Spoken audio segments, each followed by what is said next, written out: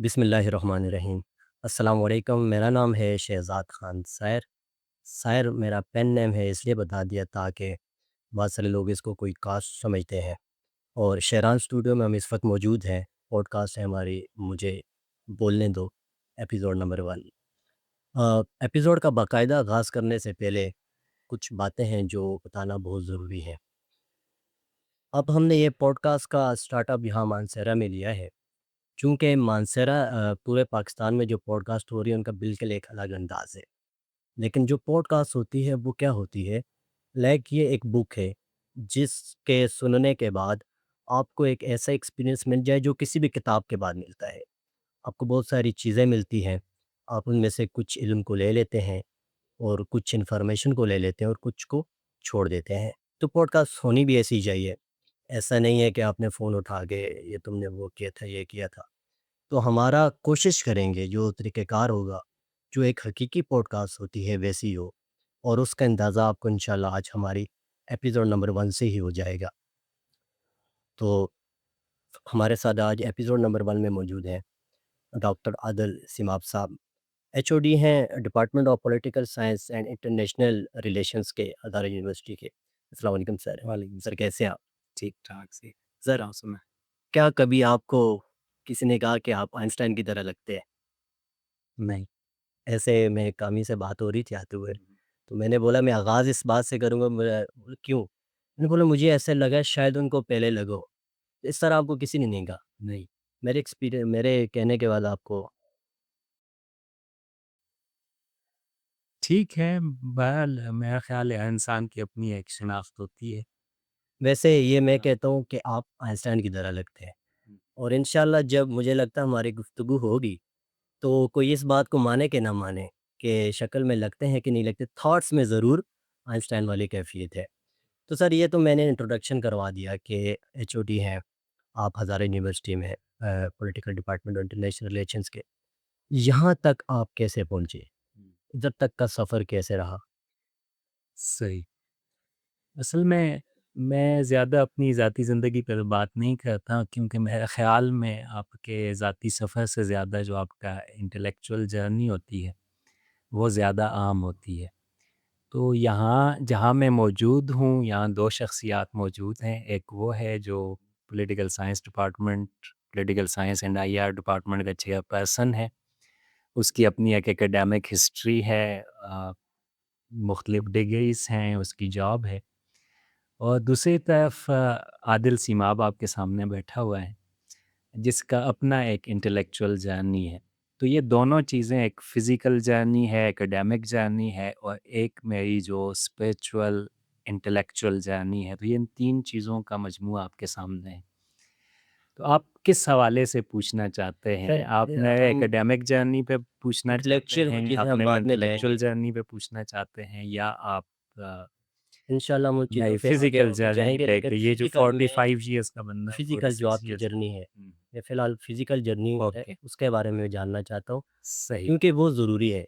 हुँ, और हमारे करीबी लोग तो हमें बड़े अच्छे से जानते हैं, हुँ, लेकिन इंशाल्लाह इस पॉडकास्ट के तवज्जुह से बहुत सारे नए लोग होंगे।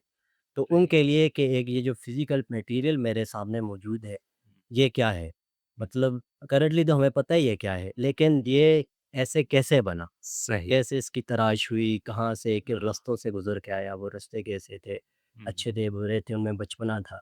हुँ, हुँ। मेरी पैदाइश जो है वो वादिय सयन का एक गाँव है मंडा गुच्छा। अच्छा जी। आजकल काफ़ी वो मकबूल है, लोग हम तो तो एक उधर गाँव के हैं फिर, अच्छा, जुबोड़ी मेरा गाँव है। सही। तो मतलब हम कलेवाल हैं, अच्छा, अच्छा। कलीवाल हैं। अच्छा, अच्छा।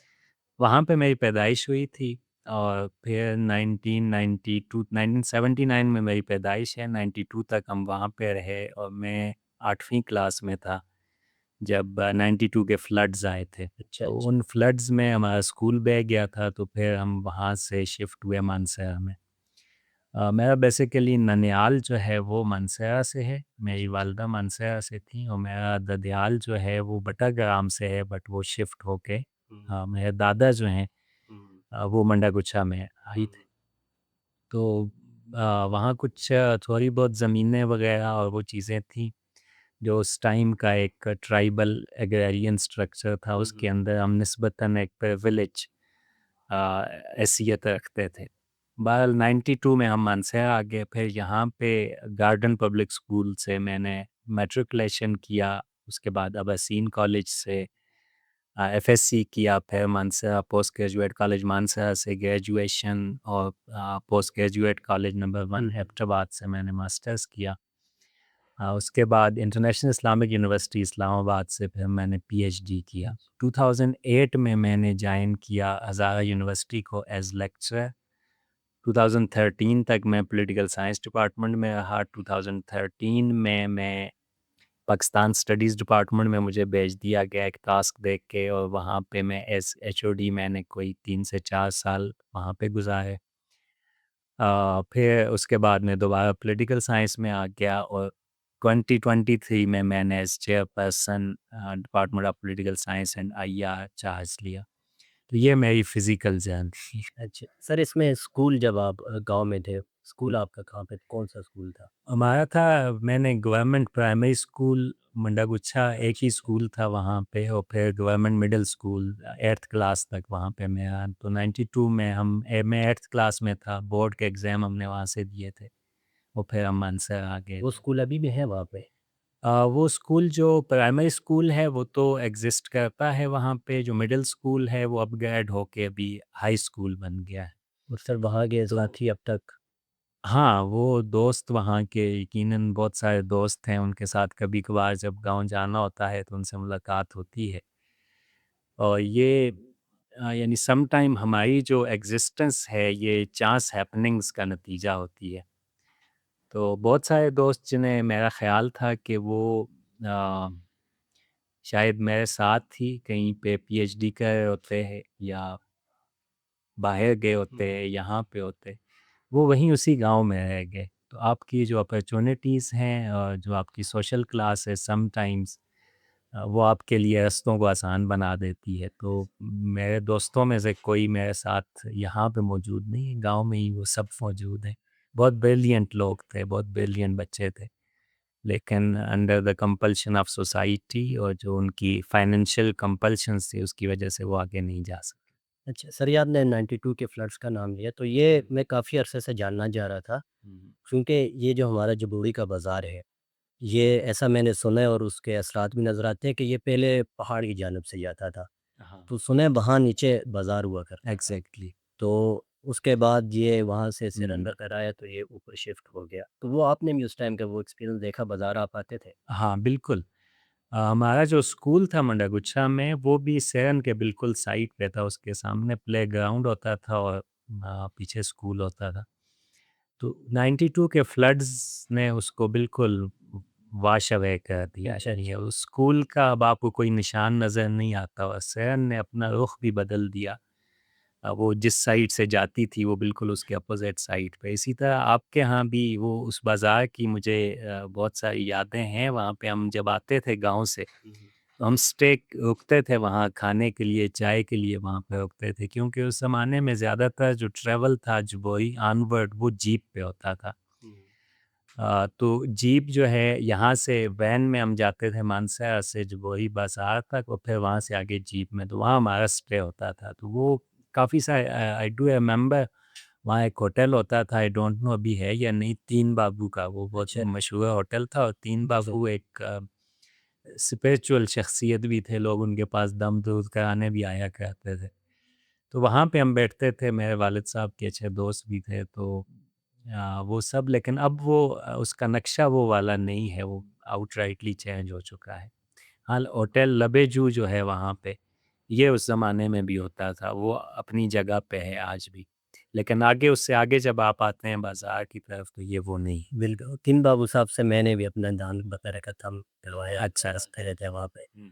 अच्छा सर, इस चीज़ में हम देख रहे हैं, हम टूट-फूट का शिकार ही, लेकिन सड़कें मौजूद हैं, हाँ। स्कूल मौजूद है, हुँ। वो लोग मौजूद हैं, वो बाज़ार मौजूद है, वो पानी मौजूद है, उस तरह से बदला क्या है? बदला, बहुत कुछ बदल गया है। मैं अगर अपने गाँव की मिसाल आपको दूँ, तो मैं अभी रिसेंटली 2 वीक्स पहले मैं अपने गाँव से होके आया था, तो जब मैं वहाँ पे था तो अ सॉर्ट ऑफ नॉस्टैल्जिया जो था उसने मुझे ऑब्सेस कर लिया। वो बचपन और वो गाँव और वहाँ के लोग, वहाँ पे वैसा कुछ भी नहीं था। मतलब हमारा गाँव जो है वो ऑलमोस्ट वीरान हो चुका है। सिर्फ़ एक आध फैमिली वहाँ पे जो परमानेंट मौजूद हैं, अदरवाइज़ लोग छुट्टियों में वहाँ जाते हैं। मोस्टली लोग वहाँ से 92 के फ्लड्स एंड देन 2005 के अर्थक्वेक के बाद वहाँ से लोग शिफ्ट हो गए मंदसौर। तो जब मैं अपने उस गाँव को देखता हूँ तो वो एक बहुत सेल्फ सफिशिएंट किस्म का गाँव था। जिसकी जो ज़्यादातर ज़रूरियात थी वो उस गाँव के अंदर से पूरी होती थी। वहाँ पे कुछ फैमिलीज़ थीं जो मोचियों का काम करती थीं, तो वहाँ के जूते, चप्पल सारा वो बनाते थे। फिर हमारे पास कुछ लोहार जो है वो उस गाँव की फर्नीचर की ज़रूरियात और जो बाकी इक्विपमेंट्स हैं वो पूरी किया करते थे।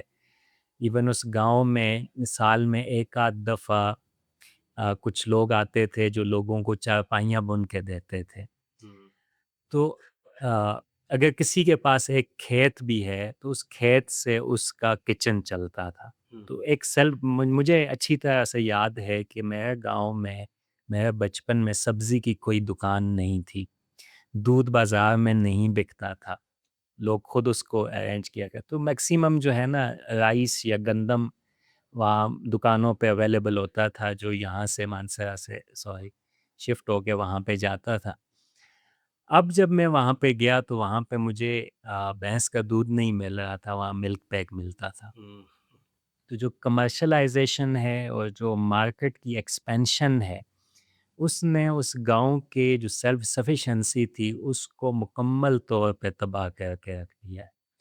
फिर जो टूरिज़्म का एक उसका एक पॉज़िटिव पहलू भी है कि चलें लोग वहाँ पे जाते हैं, लेकिन टूरिज़्म अपने साथ बहुत सारी गंदगियाँ भी लेके जाती है और हुँ, फिर ऐसी सोसाइटी में जहाँ पे वो सेंस नहीं होता और लोग not for the purpose of tourism किसी नई जगह को देखने के लिए नहीं बल्कि मौसम से भागने के लिए जाते हैं just to feel that cool vibe बिल्कुल, इन बिल्कुल, एन एरिया। ऐसा ही। उनको ये सेंस नहीं होता फिर कि ये नेचर क्या है और इसके अंदर बैठना और इसको फ़ील करना और इसका ख़्याल रखना। तो वो जो गंदगी होती है वो अक्सर आप जिधर भी आप जाते हैं टूरिस्ट स्पॉट्स पे तो वहाँ पे आपको दिखाई देती है।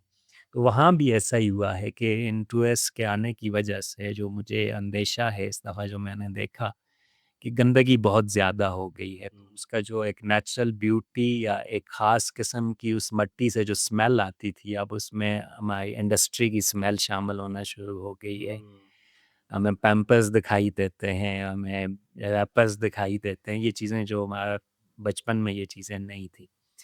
तो बहुत कुछ बदला है जो फ़िज़िकल वहाँ का गाँव का है। इसी तरह आपके गाँव में भी जुबोरी में भी बहुत कुछ बदल चुका ऐसा ही। है, वो आप जाते होंगे तो आप बेहतर बता सकते हैं। हमारे लिए सेम तो वो ऐसा एक ही है, हाँ, एक स्टेट बुरा और अनदर की बेहतर जगह वही है।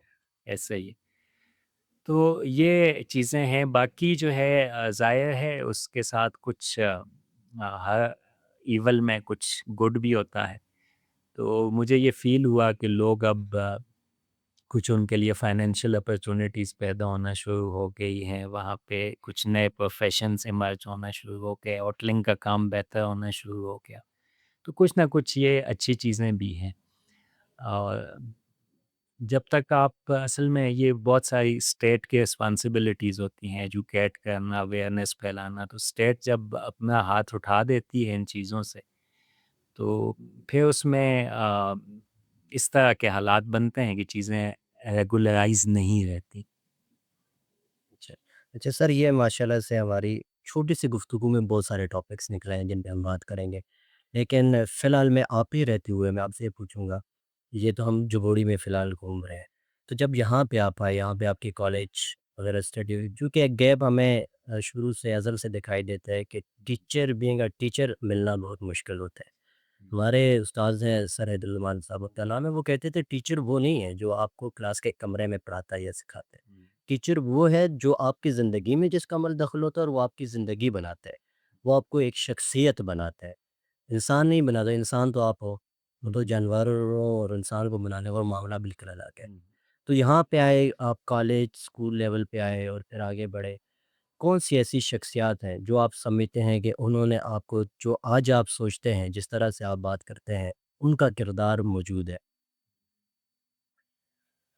असल में मेरा ख़्याल है कि हर वक़्त और हर इंसान जिसके साथ आप इंटरैक्ट करते हो, कहीं न कहीं आपकी ज़िंदगी में उसका इंस्पिरेशन, उसका इम्पैक्ट होता ही है, इधर पॉज़िटिवली या नेगेटिवली आप पे उसके असरात तो मौजूद होते हैं। अगर आप इंस्पिरेशंस की बात कर रहे हो, तो मैं अक्सर जब कहीं पे बात होती है, तो मेरे लिए जो मेन इंस्पिरेशंस रहे, वो मेरे प्राइमरी एंड मिडिल स्कूल के टीचर्स थे। और उस इंस्पिरेशन की वजह बहुत इंटरेस्टिंग है। वो ये है कि मुझे अच्छी तरह से याद है, हम जब प्राइमरी स्कूल में जाते थे तो हमारे टीचर्स क्लास लेने नहीं आते थे, वो खेतों में जाते थे अपना मकई की फसल जो है उसकी गोडी वोडी करते थे, वो चीज़ें हम बैठे रहते थे उस time. On some unlucky day वो सुबह सुबह आके तख्तियाँ हमारी चेक कर लेते थे, और छुट्टी के टाइम आके जब वो क्या कहते हैं उसको, एक दूनी दूनी दो दूनी चार, वो सुन के छुट्टी का ऐलान करते थे। अच्छा। इसी तरह मिडिल स्कूल में मुझे नहीं याद कि किसी भी टीचर ने उन 4 सालों में कभी भी हमारी रेगुलर क्लास ली हो। अब मुझे ये शायद उस ज़माने में हमें एक और वाले से ये बात पसंद थी कि हम सारा दिन स्कूल में जाते थे तो खेलते रहते थे। लेकिन लेटर ऑन मुझे अपनी ज़िंदगी में एहसास हुआ कि टीचर्स के क्लास न लेने से मुझे ज़ाती तौर पे बहुत फ़ायदा हुआ। अच्छा। उस फ़ायदे का एक पहलू ये था कि जो सोशलाइज़ेशन और जो इंडोक्ट्रिनेशन होती है इब्तदाई तौर पर बच्चे के ज़हन में, और जो उसकी क्वेस्ट होती है चीज़ों को जानने की, हमारे असातिज़ा अक्सर उसका रास्ता बंद कर देते हैं। वो रेडीमेड जवाब, बच्चों को वो जो सवाल पूछा जाता है उसको रेडीमेड जवाब दे देते हैं। वो उसको बताते हैं ये सवाल ठीक है या ये सवाल ही गलत है।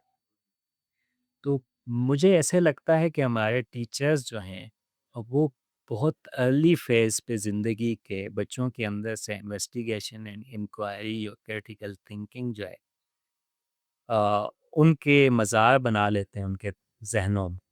जैसे ठीक है, मुर्दे होते हैं उनके ज़हन, ख़यालात की कब्रें खुदी होती हैं, सवालात की कब्रें खुदी होती हैं, और ये काम असातिज़ा करते हैं। हमारे असातिज़ा चूँकि आते नहीं थे तो ऐसा कुछ था नहीं। तो मैं पर्सनली ये समझता हूँ कि हमारे अंदर एक इंक्वायरी की क्वेस्ट तो मौजूद होती है, हम जानना तो चाहते हैं। तो अब मैं हमारे पास स्कूल में बहुत अच्छी लाइब्रेरी थी। मज़े की बात अच्छा, ये है, अच्छा। और जब 92 के फ्लड्स आए थे तो हम लोगों ने जो डाका डाला था वो लाइब्रेरी पे डाला था, कि जितनी किताबें हम उस वक़्त पानी के उस स्कूल को बहाने से पहले निकाल सकते थे वो निकाली थी, अच्छा, और अच्छा। मैं अपने घर लेके आया था। वो मैंने कभी किसी को नहीं बताई कि मैंने चोरी की है, और आज फिर कुछ बता और स्टूडेंट्स ने, मतलब उस ज़माने में नहीं बताई है, अच्छा, बाद अच्छा, में तो अच्छा। हमने बताई। कुछ और लोग बच्चे भी ले गए, और उनसे फिर मैं वो ले लेता था 4 आने की, 8 आने की कोई चीज़ खिला के कि ये किताब मुझे दे दो। अच्छा। तो उन किताबों का मुताला, किताब चूँकि आपको आपके सामने जवाब तो रखती है, लेकिन किताब आपके सर पे डंडा नहीं रखती, कि नहीं तुमने इस बात को मानना है, इससे अच्छा। तुम आगे पीछे नहीं होगे। तो वो आप प्रोसेसिंग जो है वो सारा फिर आपका काम होता है कि आप उसके आर्गुमेंट से किस हद तक का इत्तेफ़ाक करते हो या नहीं करते। तो ये एक चीज़ थी जो गाँव में हमारे पास थी। जब मैं मानसरा में आया तो यहाँ का कल्चर बिल्कुल डिफरेंट था। जब मैं गार्डन स्कूल में आया तो इधर तो उस्ताद थे, उनके हाथ में डंडा था, और वो रट्टा लगवाते थे, वो अ, मारते भी थे। हमने तो उधर कभी मार खाई नहीं थी। तो अब यहाँ मुझे ये लगता है वो जो 2 इयर्स थे उसमें माँ सिवाय एक हस्ती के, जो महबूब आलम सर, मैं वो मैथमेटिक्स के वो टीचर थे, and he was a wonderful जी, टीचर। एनसीएस वाले में वो। एनसीएस वाले, बाद में उन्होंने अपना इदारा खोला, और फिर एक और थे केमिस्ट्री के एक टीचर थे हमारे, चंद मुबारक सर। हाँ, वो लेटर ऑन उन्होंने, मेरा ख़्याल है वो ओजीडीसीएल में चले गए थे। तो इन 2 के अलावा बाकी तो सारा खौफ था, फ़ियर था। तो मेरा जो इंटरेस्ट था वो डेवलप हुआ मैथमेटिक्स के अंदर। हुँ, और मैथमेटिक्स महबूब आलम साहब के साथ हमें ये समझ आई कि मैथमेटिक्स तो बेसिकली ऐसा ही लॉजिक है। और जब आप लॉजिकली सोचना शुरू कर देते हो हुँ, हुँ, कि आप आपकी दुनिया में, मतलब मैं कहोगे व्हाट इज़ आउटसाइड मैथमेटिक्स, आप हुँ, हुँ, मुझे किसी चीज़ की एग्जिस्टेंस साबित नहीं कर सकते कि जिसमें मैथमेटिक्स ना हो, हुँ, जिसमें लॉजिक ना हो। तो अ, बहरहाल मैट्रिक वहाँ से हमने किया। उसके बाद कॉलेज में कोई इंग्लिश के हमारे एक टीचर थे, सर इश्तियाक जिनका पाकिस्तान स्कूल था। इश्तियाक शाद साहब नहीं, अच्छा, अच्छा, आगे। ये चले गए बाहर। अच्छा, अच्छा। ये पहले इन्होंने पीसीएस क्लियर किया, इनकी जॉब हो गई थी गवर्नमेंट कॉलेज में किसी में, एंड लेटर हाँ जी ये फिर बाय आई थिंक ये केएसए में है आजकल। तो वो फर्स्ट ईयर में हमने उनसे वी वर हिज स्टूडेंट्स, और हमने एक फ्रेश एयर जो लिटरेचर के साथ मेरा एक दिलचस्पी पैदा होना शुरू हुई, वो सर इश्तियाक की वजह से। सेकंड ईयर में ये चले गए, फिर बहरहाल वो 2 साल वहाँ पे गुज़ारे। फिर मेरा जो कॉलेज था, कॉलेज में ख़ैर काफ़ी इंस्पायरिंग टीचर्स थे, कासिम मरकत साहब हुँ, थे, हुँ, डॉक्टर ग़ुलाम मुस्तफ़ा आबादी साहब थे। तो इन लोगों के साथ, लेकिन मेरी लाइफ में या मेरी इंटेलेक्चुअल जर्नी में जिस शख्स का सबसे इम्पोर्टेंट रोल रहा, जिसने मुझे मुकम्मल तौर पे आप कहेंगे घुमा के रख दिया, हुँ, and who caused me headache for days and days, वो थे सर अल्ताफ़, जब मैं एबटाबाद कॉलेज में गया अच्छा, और अच्छा। वो हमें फ़िलासफ़ी टीच करते थे। तो उनकी फ़र्स्ट क्लास मुझे आज भी याद है कि जब हम क्लास में बैठे थे, वो पहली क्लास लेने आए, और पहली क्लास में जब उन्होंने क्वेश्चंस करना शुरू किए, फ़िलॉसॉफ़िकल क्वेश्चंस, और हम क्लास से बाहर निकले तो मुझे सवेरे किस्म का हेडेक हो रहा था, यानी ऐसी बम्बार्डमेंट थी आइडियाज़ की ज़हन पे। और फिर हम उनके सवालों के जवाब ढूँढते रहते थे, लाइब्रेरी जाते थे, डिस्कशंस करते थे, सोचते थे। तो ही वाज़ अ वंडरफुल टीचर। अभी रिटायर हो चुके हैं, और ऑलमोस्ट उनके अक्सर स्टूडेंट्स का उनके साथ एक्सपीरियंस ऐसा ही है। अच्छा, अच्छा। तो ये बहुत डिसाइसिव ईयर्स में रहे हैं, यानी जो मेरी 16 ईयर्स ऑफ एजुकेशन थी। हुँ, उसके बाद तो फिर ग्रेजुअली इंसान की लर्निंग और इंक्वायरी वो कम होना शुरू हो जाती है। आप बहुत सारी चीज़ों पे कोई ना कोई पोजीशन लेना शुरू कर हुँ, लेते हुँ। हो कि बस ठीक है, सर्टेनिटी इतला शुरू हो जाती है। लेकिन वक्त के साथ बहुत सारे ऐसे the big questions of life इस तरह के है कि जहाँ पे मैं वो सर्टेनिटी की पोजीशन आज तक नहीं ले सकता, and I am quite open to those questions. अच्छा सर, ये मैं कोशिश तो ये की कि मैं आपका जो फ़िज़िकल सेल्फ है, उसकी तरफ जा पाऊँ। मैंने जितनी कोशिश की लेकिन उधर से आप भागे ही। लेकिन ये भी बाज़ का इस तरह से होता है कि आदमी का जो गैर मादी चीज़ होती है, वही आदमी का माद होता है, वो उसी को कबूल कर लेता है। तो यहाँ पे जैसे आपने फ़िलॉसफ़ी की बात की, आपने मैथ्स की बात की, तो लाइक ये चीज़ें जब शुरू-शुरू में आदमी के पास आती है ना, तो आदमी का उसको सँभालना बहुत मुश्किल होता है। ऐसे बहुत सारे गाँव की कहानियाँ मशहूर होती है, तकरीबन हर गाँव की, कि कोई आदमी पढ़ लिख के बड़ा हुआ और बड़ा आदमी बना, टीचर बन गया या कुछ भी बन गया, वो पढ़ लिख के पागल हो गया। तो हमारे यहाँ जब कोई ज़्यादा पढ़ता था तो उसको यही बताया जाता था, इतना नहीं पढ़ो, पागल हो जाओगे। तो इस नॉलेज को, चूँकि मुझे पता है कि आप जब आगे बात करेंगे तो सिर्फ़ ये सब्जेक्ट्स नहीं होंगे, शायद इसमें और सब्जेक्ट्स भी आएँगे। तो और कौन-कौन से सब्जेक्ट्स थे जो उस वक़्त आप उनसे आशना हुए? और सबसे अहम चीज़ कि मुश्किलात भी हैं इस माशरे में, बल्कि अभी का माशरा तो फिर डेवलप हो गया। उस टाइम के माशरे में मुश्किलात क्या थी? क्योंकि हमने नया किस्सा कोई नहीं सुना कि कोई पढ़ के पागल हो गए। वो सारे जो किस्से पागल होने के, सारे पुराने हैं। असल में ये पागलपन जो है ना, मैडनेस जिसको कहते हैं, एबनॉर्मेलिटी जिसको कहते हैं, ये तो बहुत एक सब्जेक्टिव सी बात है ना। हुँ, हुँ। और इसकी सब्जेक्टिविटी को अगर आप समझना चाहते हैं, एक बहुत इंटरेस्टिंग एनेक्डोट है कि एक साहिब एक गांव में चले गए, तो वहाँ पे उन्होंने देखा कि वो जितने लोग भी हैं वो दरख्तों से शाखें काट रहे हैं, लेकिन जिस शाख पे बैठते हैं उसके पीछे से उसको काटते हैं। और वो जब कट जाती है तो शाख के साथ खुद नीचे गिरते हैं और उठ के फिर दूसरी शाख पे वही काम करते हैं। तो इन्होंने उन लोगों को कहा कि यार आप लोग पागल हो, क्या हो गया है? आप जिस शाख पे बैठते हो उसी को काटते हो। तो पूरे गाँव में शोर मच गया कि एक पागल गाँव में आ गया है। उन्होंने उसको उल्टा करके एक दरख्त के साथ लटका दिया और सारे गाँव की ये ड्यूटी लगा ली कि आप में से जो बंदा भी सुबह उठेगा वो जाएगा, एक जूता इसको लगाएगा इस पागल को और फिर वापस जाएगा। काफ़ी ऐसे बाद उसके एक दोस्त को उधर से गुज़र हुआ, तो जब वो उसके पास, उसने कहा ये क्या हो गया है? इसने अपनी बक्का सुनाई उसको कि मेरे साथ ये हुआ है। उसने कहा कि ये कब तक तुम जूते खाते रहोगे? उसने कहा कि उस दिन तक कि जब तक मैं भी इनकी तरह नहीं हो जाता या ये मेरी बात नहीं समझ जाता। तो ये जो एबनॉर्मैलिटी है बेसिकली ये तो जो आपके सोशली एग्रीड कुछ नॉर्म्स हैं, कुछ वैल्यूज़ हैं, कुछ बिलीफ्स हैं, आप जब उनसे हट के सोचते हैं और आप उनसे हट के दुनिया को देखते हैं और हर इंसान का अपना एक नुक्ता नज़र होता है, उसको उसकी अपनी आँख है जिससे वो दुनिया के मुख्तलिफ़ रंगों को, मुख्तलिफ़ जहतों को देखता है। लेकिन उसको देखने के बाद अमूमी तौर पे हमारे समाज में लोग ये सवाल पूछते हैं कि बाकी कैसे देखते हैं?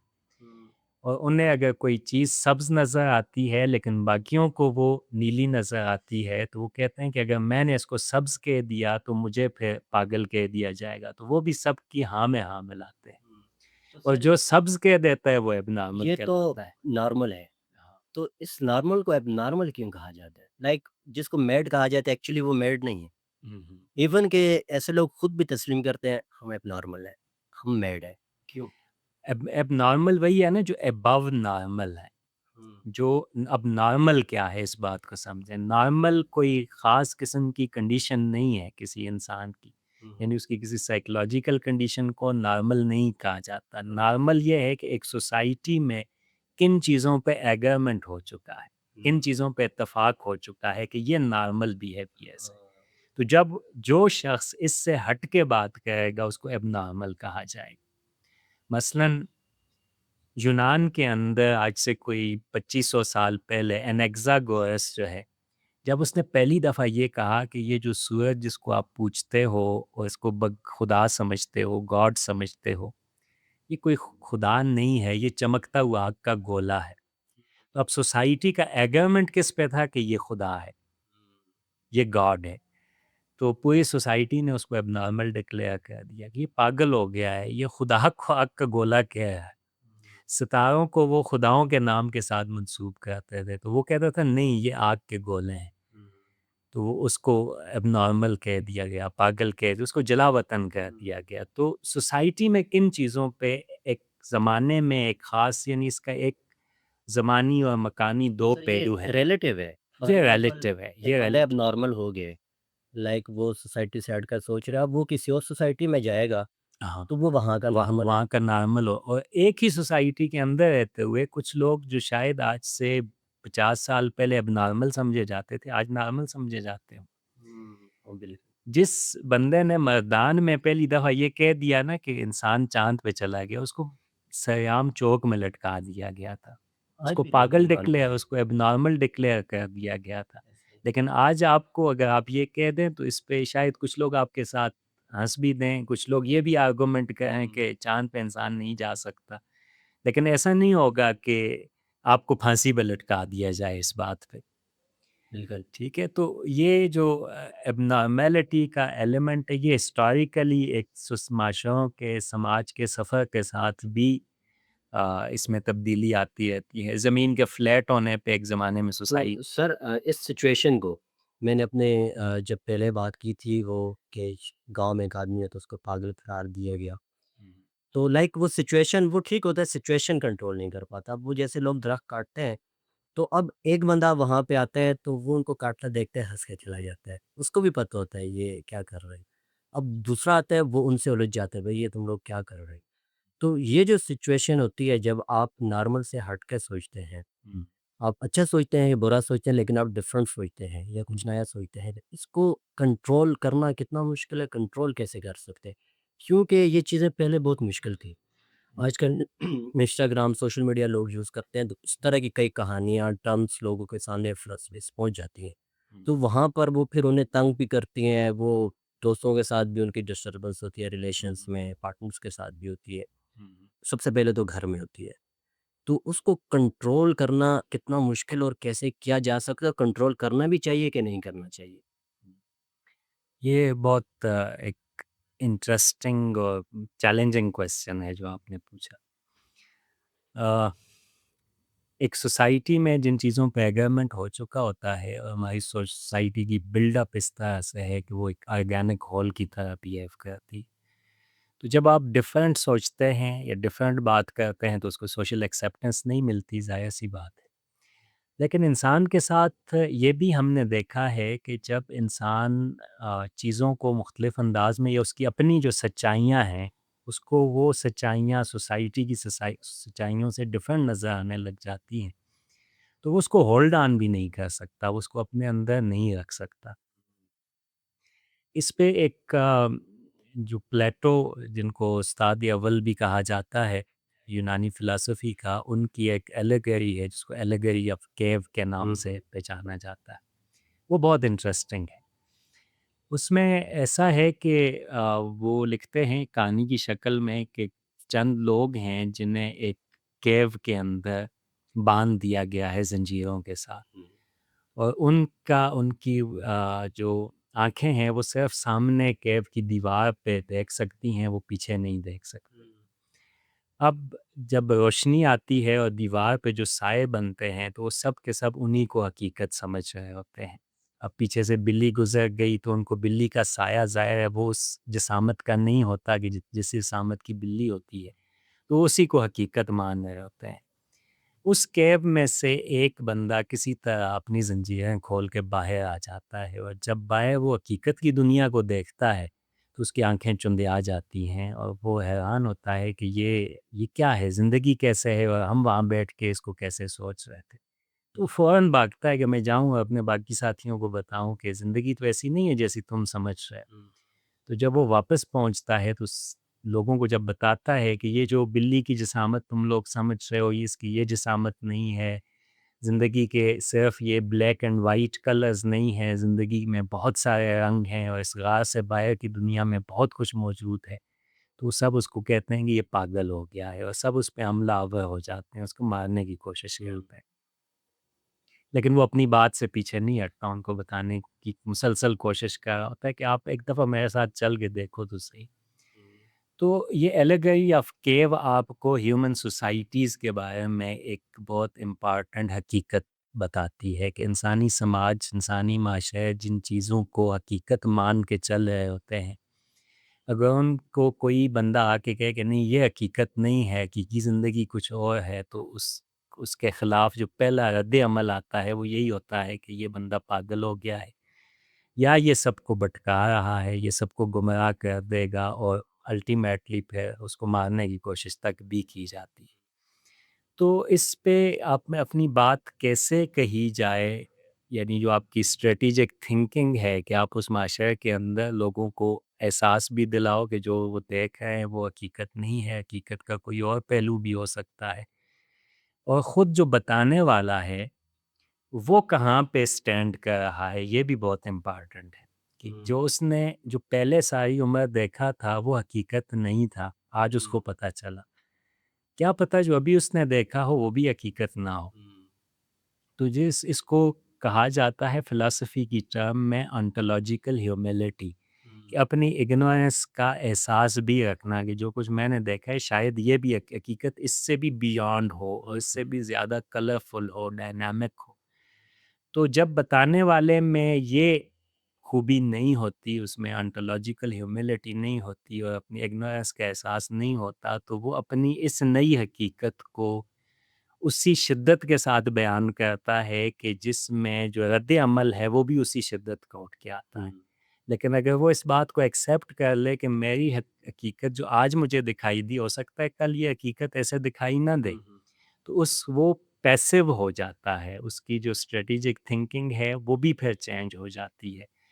तो मेरे ख़्याल में इंसानों को और वो लोग ख़ास तौर पे जो डिफरेंटली सोचते हैं ज़िंदगी के हक़ाइक़ को, वो जब उन हक़ाइक़ पे बात करें तो वो उस तरह का स्टैंड ना लें जो पहले लोगों ने किसी एक चीज़ पे लिया हुआ है। वो फिर उन लोगों से यानी उस केव में जाके बजाय उनके साथ आर्गुमेंट करने के कि हकीकत क्या है, कोई ऐसा बंदोबस्त करना चाहिए कि वो लोग भी अपनी आँखों से उस हकीकत को देख सकें, वो उस केव से बाहर निकल सकें।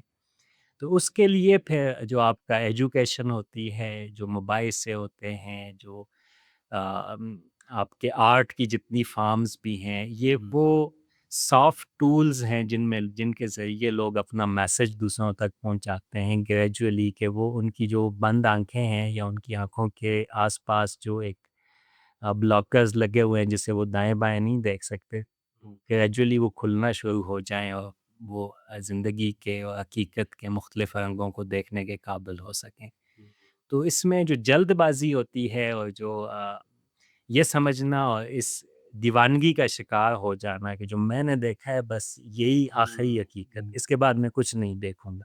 ये गलतफ़हमी अक्सर लोगों को मरवाने का सबब बन जाती है। जो मैं आपकी गुफ्तगू से समझूँ, अगर कोई 12 साल का बच्चा है, 16 साल का बच्चा है, उसको हम बताना चाहें तो वो यही बताएँगे, एक तो जो आपको पता है शायद वो भी हतमी नहीं है। हुँ, तो उसके लिए जो वक़्त है, आपको एकदम से बॉmbardment नहीं करनी पड़ेगी। अगर उस समय एग्ज़ैक्टली। जहाँ पे भी हो, हुँ, तो आप उस चीज़ का इंतज़ार करो, हुँ, क्योंकि जो हकीकत है वो बदल जाती है। हाँ, तो सच जो हकीकत है, हुँ, तो हकीकत है। हुँ, ये हकीकत जो हम बार-बार बदलने का नाम लेते हैं, हुँ, हकीकत वो जब बदल गई वो तो हकीकत नहीं है। हुँ, तो जो किसी को बता रहे हैं मैंने हकीकत देख ली है, इस तरह से होता है, अब वो भी फिर दैट्स मीन वो भी हकीकत में नहीं एग्ज़िस्ट कर रहा। हुँ। तो वो क्यों किसी को बता रहा है कि मैं, तो बेसिकली ये हकीकत अच्छा, ये 2 या चीज़ें हैं आपके सवाल के 2 पहलू हैं। हुँ, पहला पहलू जो है वो तो ये है कि आया हकीकत जो बदल जाए वो हकीकत कैसी है? हुँ, बिल्कुल। और जो दूसरा आपके सवाल का पहलू है कि अगर आपने देख भी ली तो बस चुप कर जाओ, आप दूसरे को बताते क्या हो? क्यों बताते हो कि आपको ऐसा दिखाई देता है या आपको हकीकत ऐसी नज़र आ हुँ, रही है? इसके लिए हमें ये चूँकि 2 मुख्तलिफ सवाल हैं, एक का ताल्लुक एवोल्यूशनरी बायोलॉजी के साथ है जो हुँ, आपका दूसरा सवाल है, और जो पहला सवाल है उसका ताल्लुक आपके उससे है कि हकीकत, ये फ़िलॉसफ़ी का सवाल है कि क्या हकीकत बदलती है, हकीकत एक ही होती है, जो बदल जाए वो हकीकत होती है या नहीं होती? हम जिस दुनिया में रहते हैं, ये एक हकीकी दुनिया है।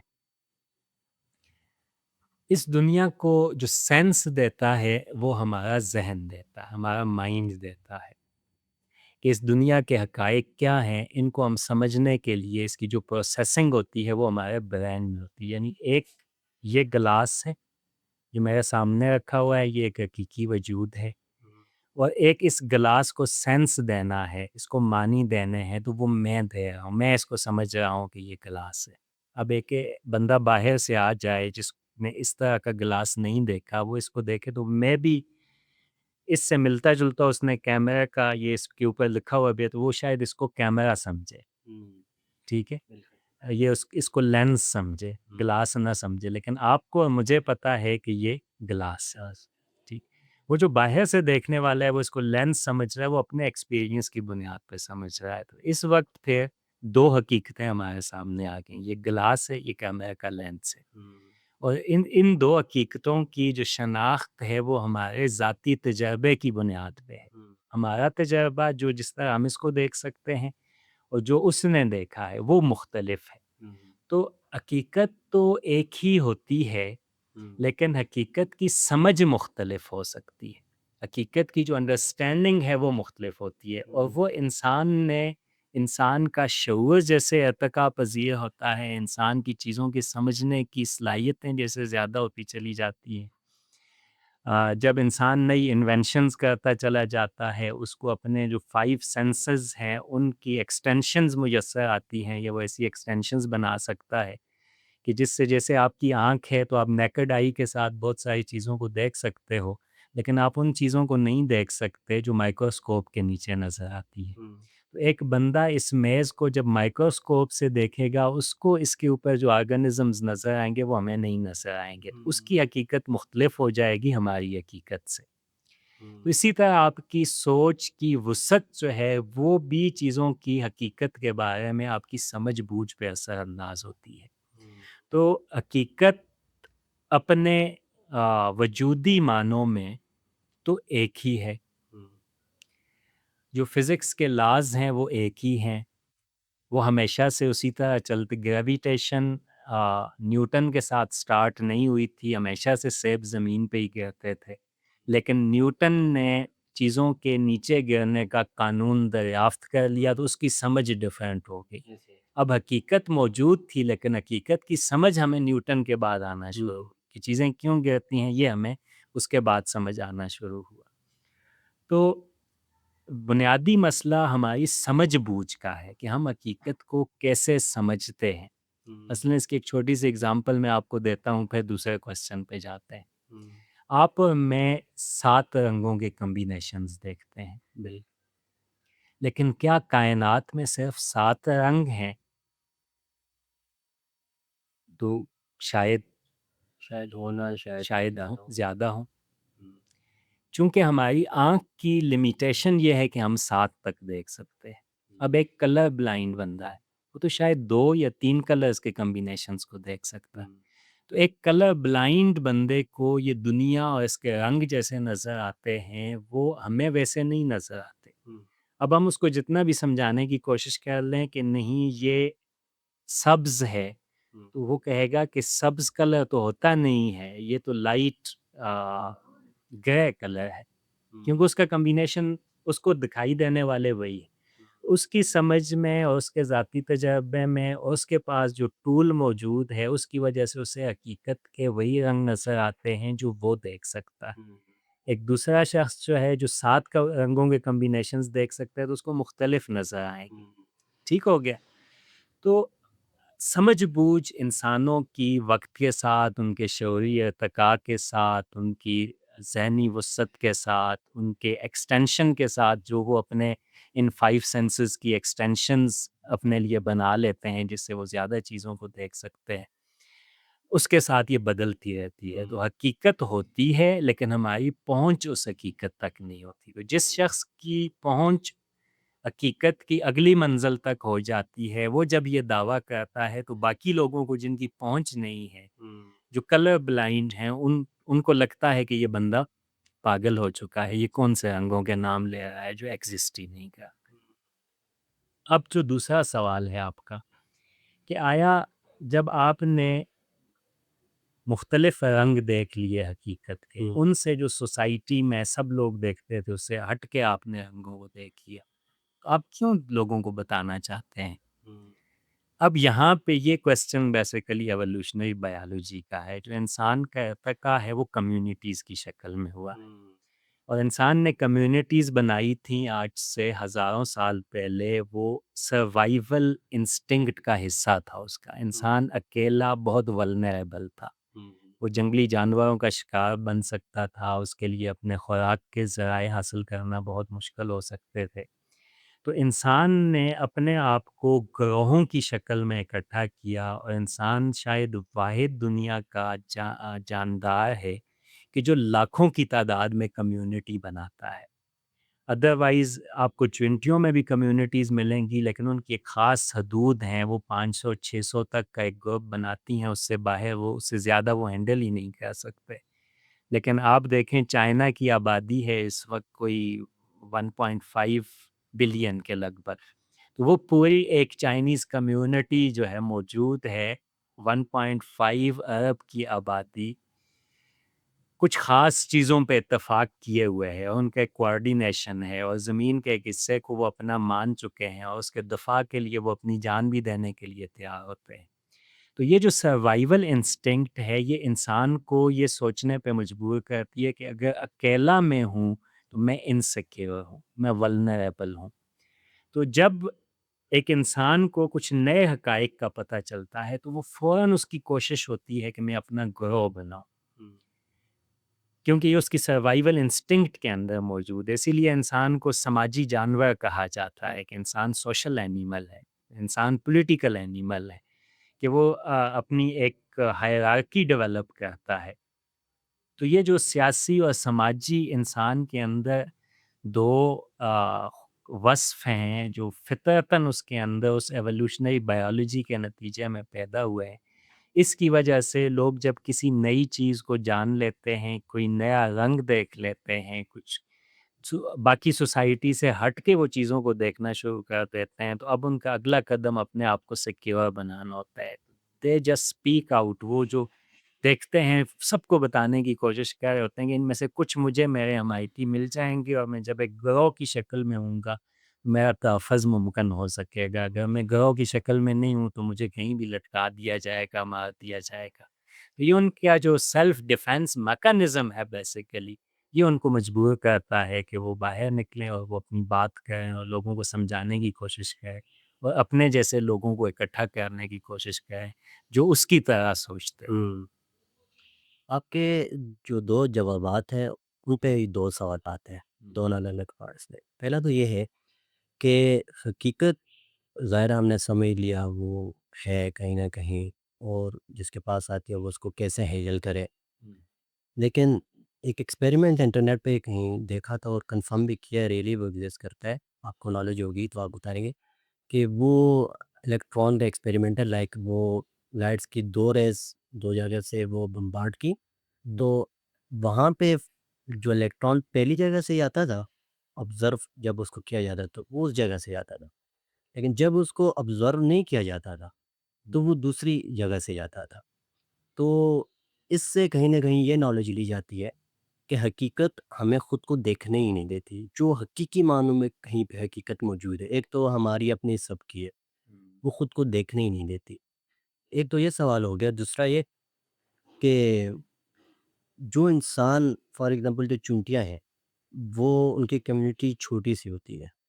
ऐसा नहीं है कि वो करना नहीं चाह रही हों, शायद ये क्या है।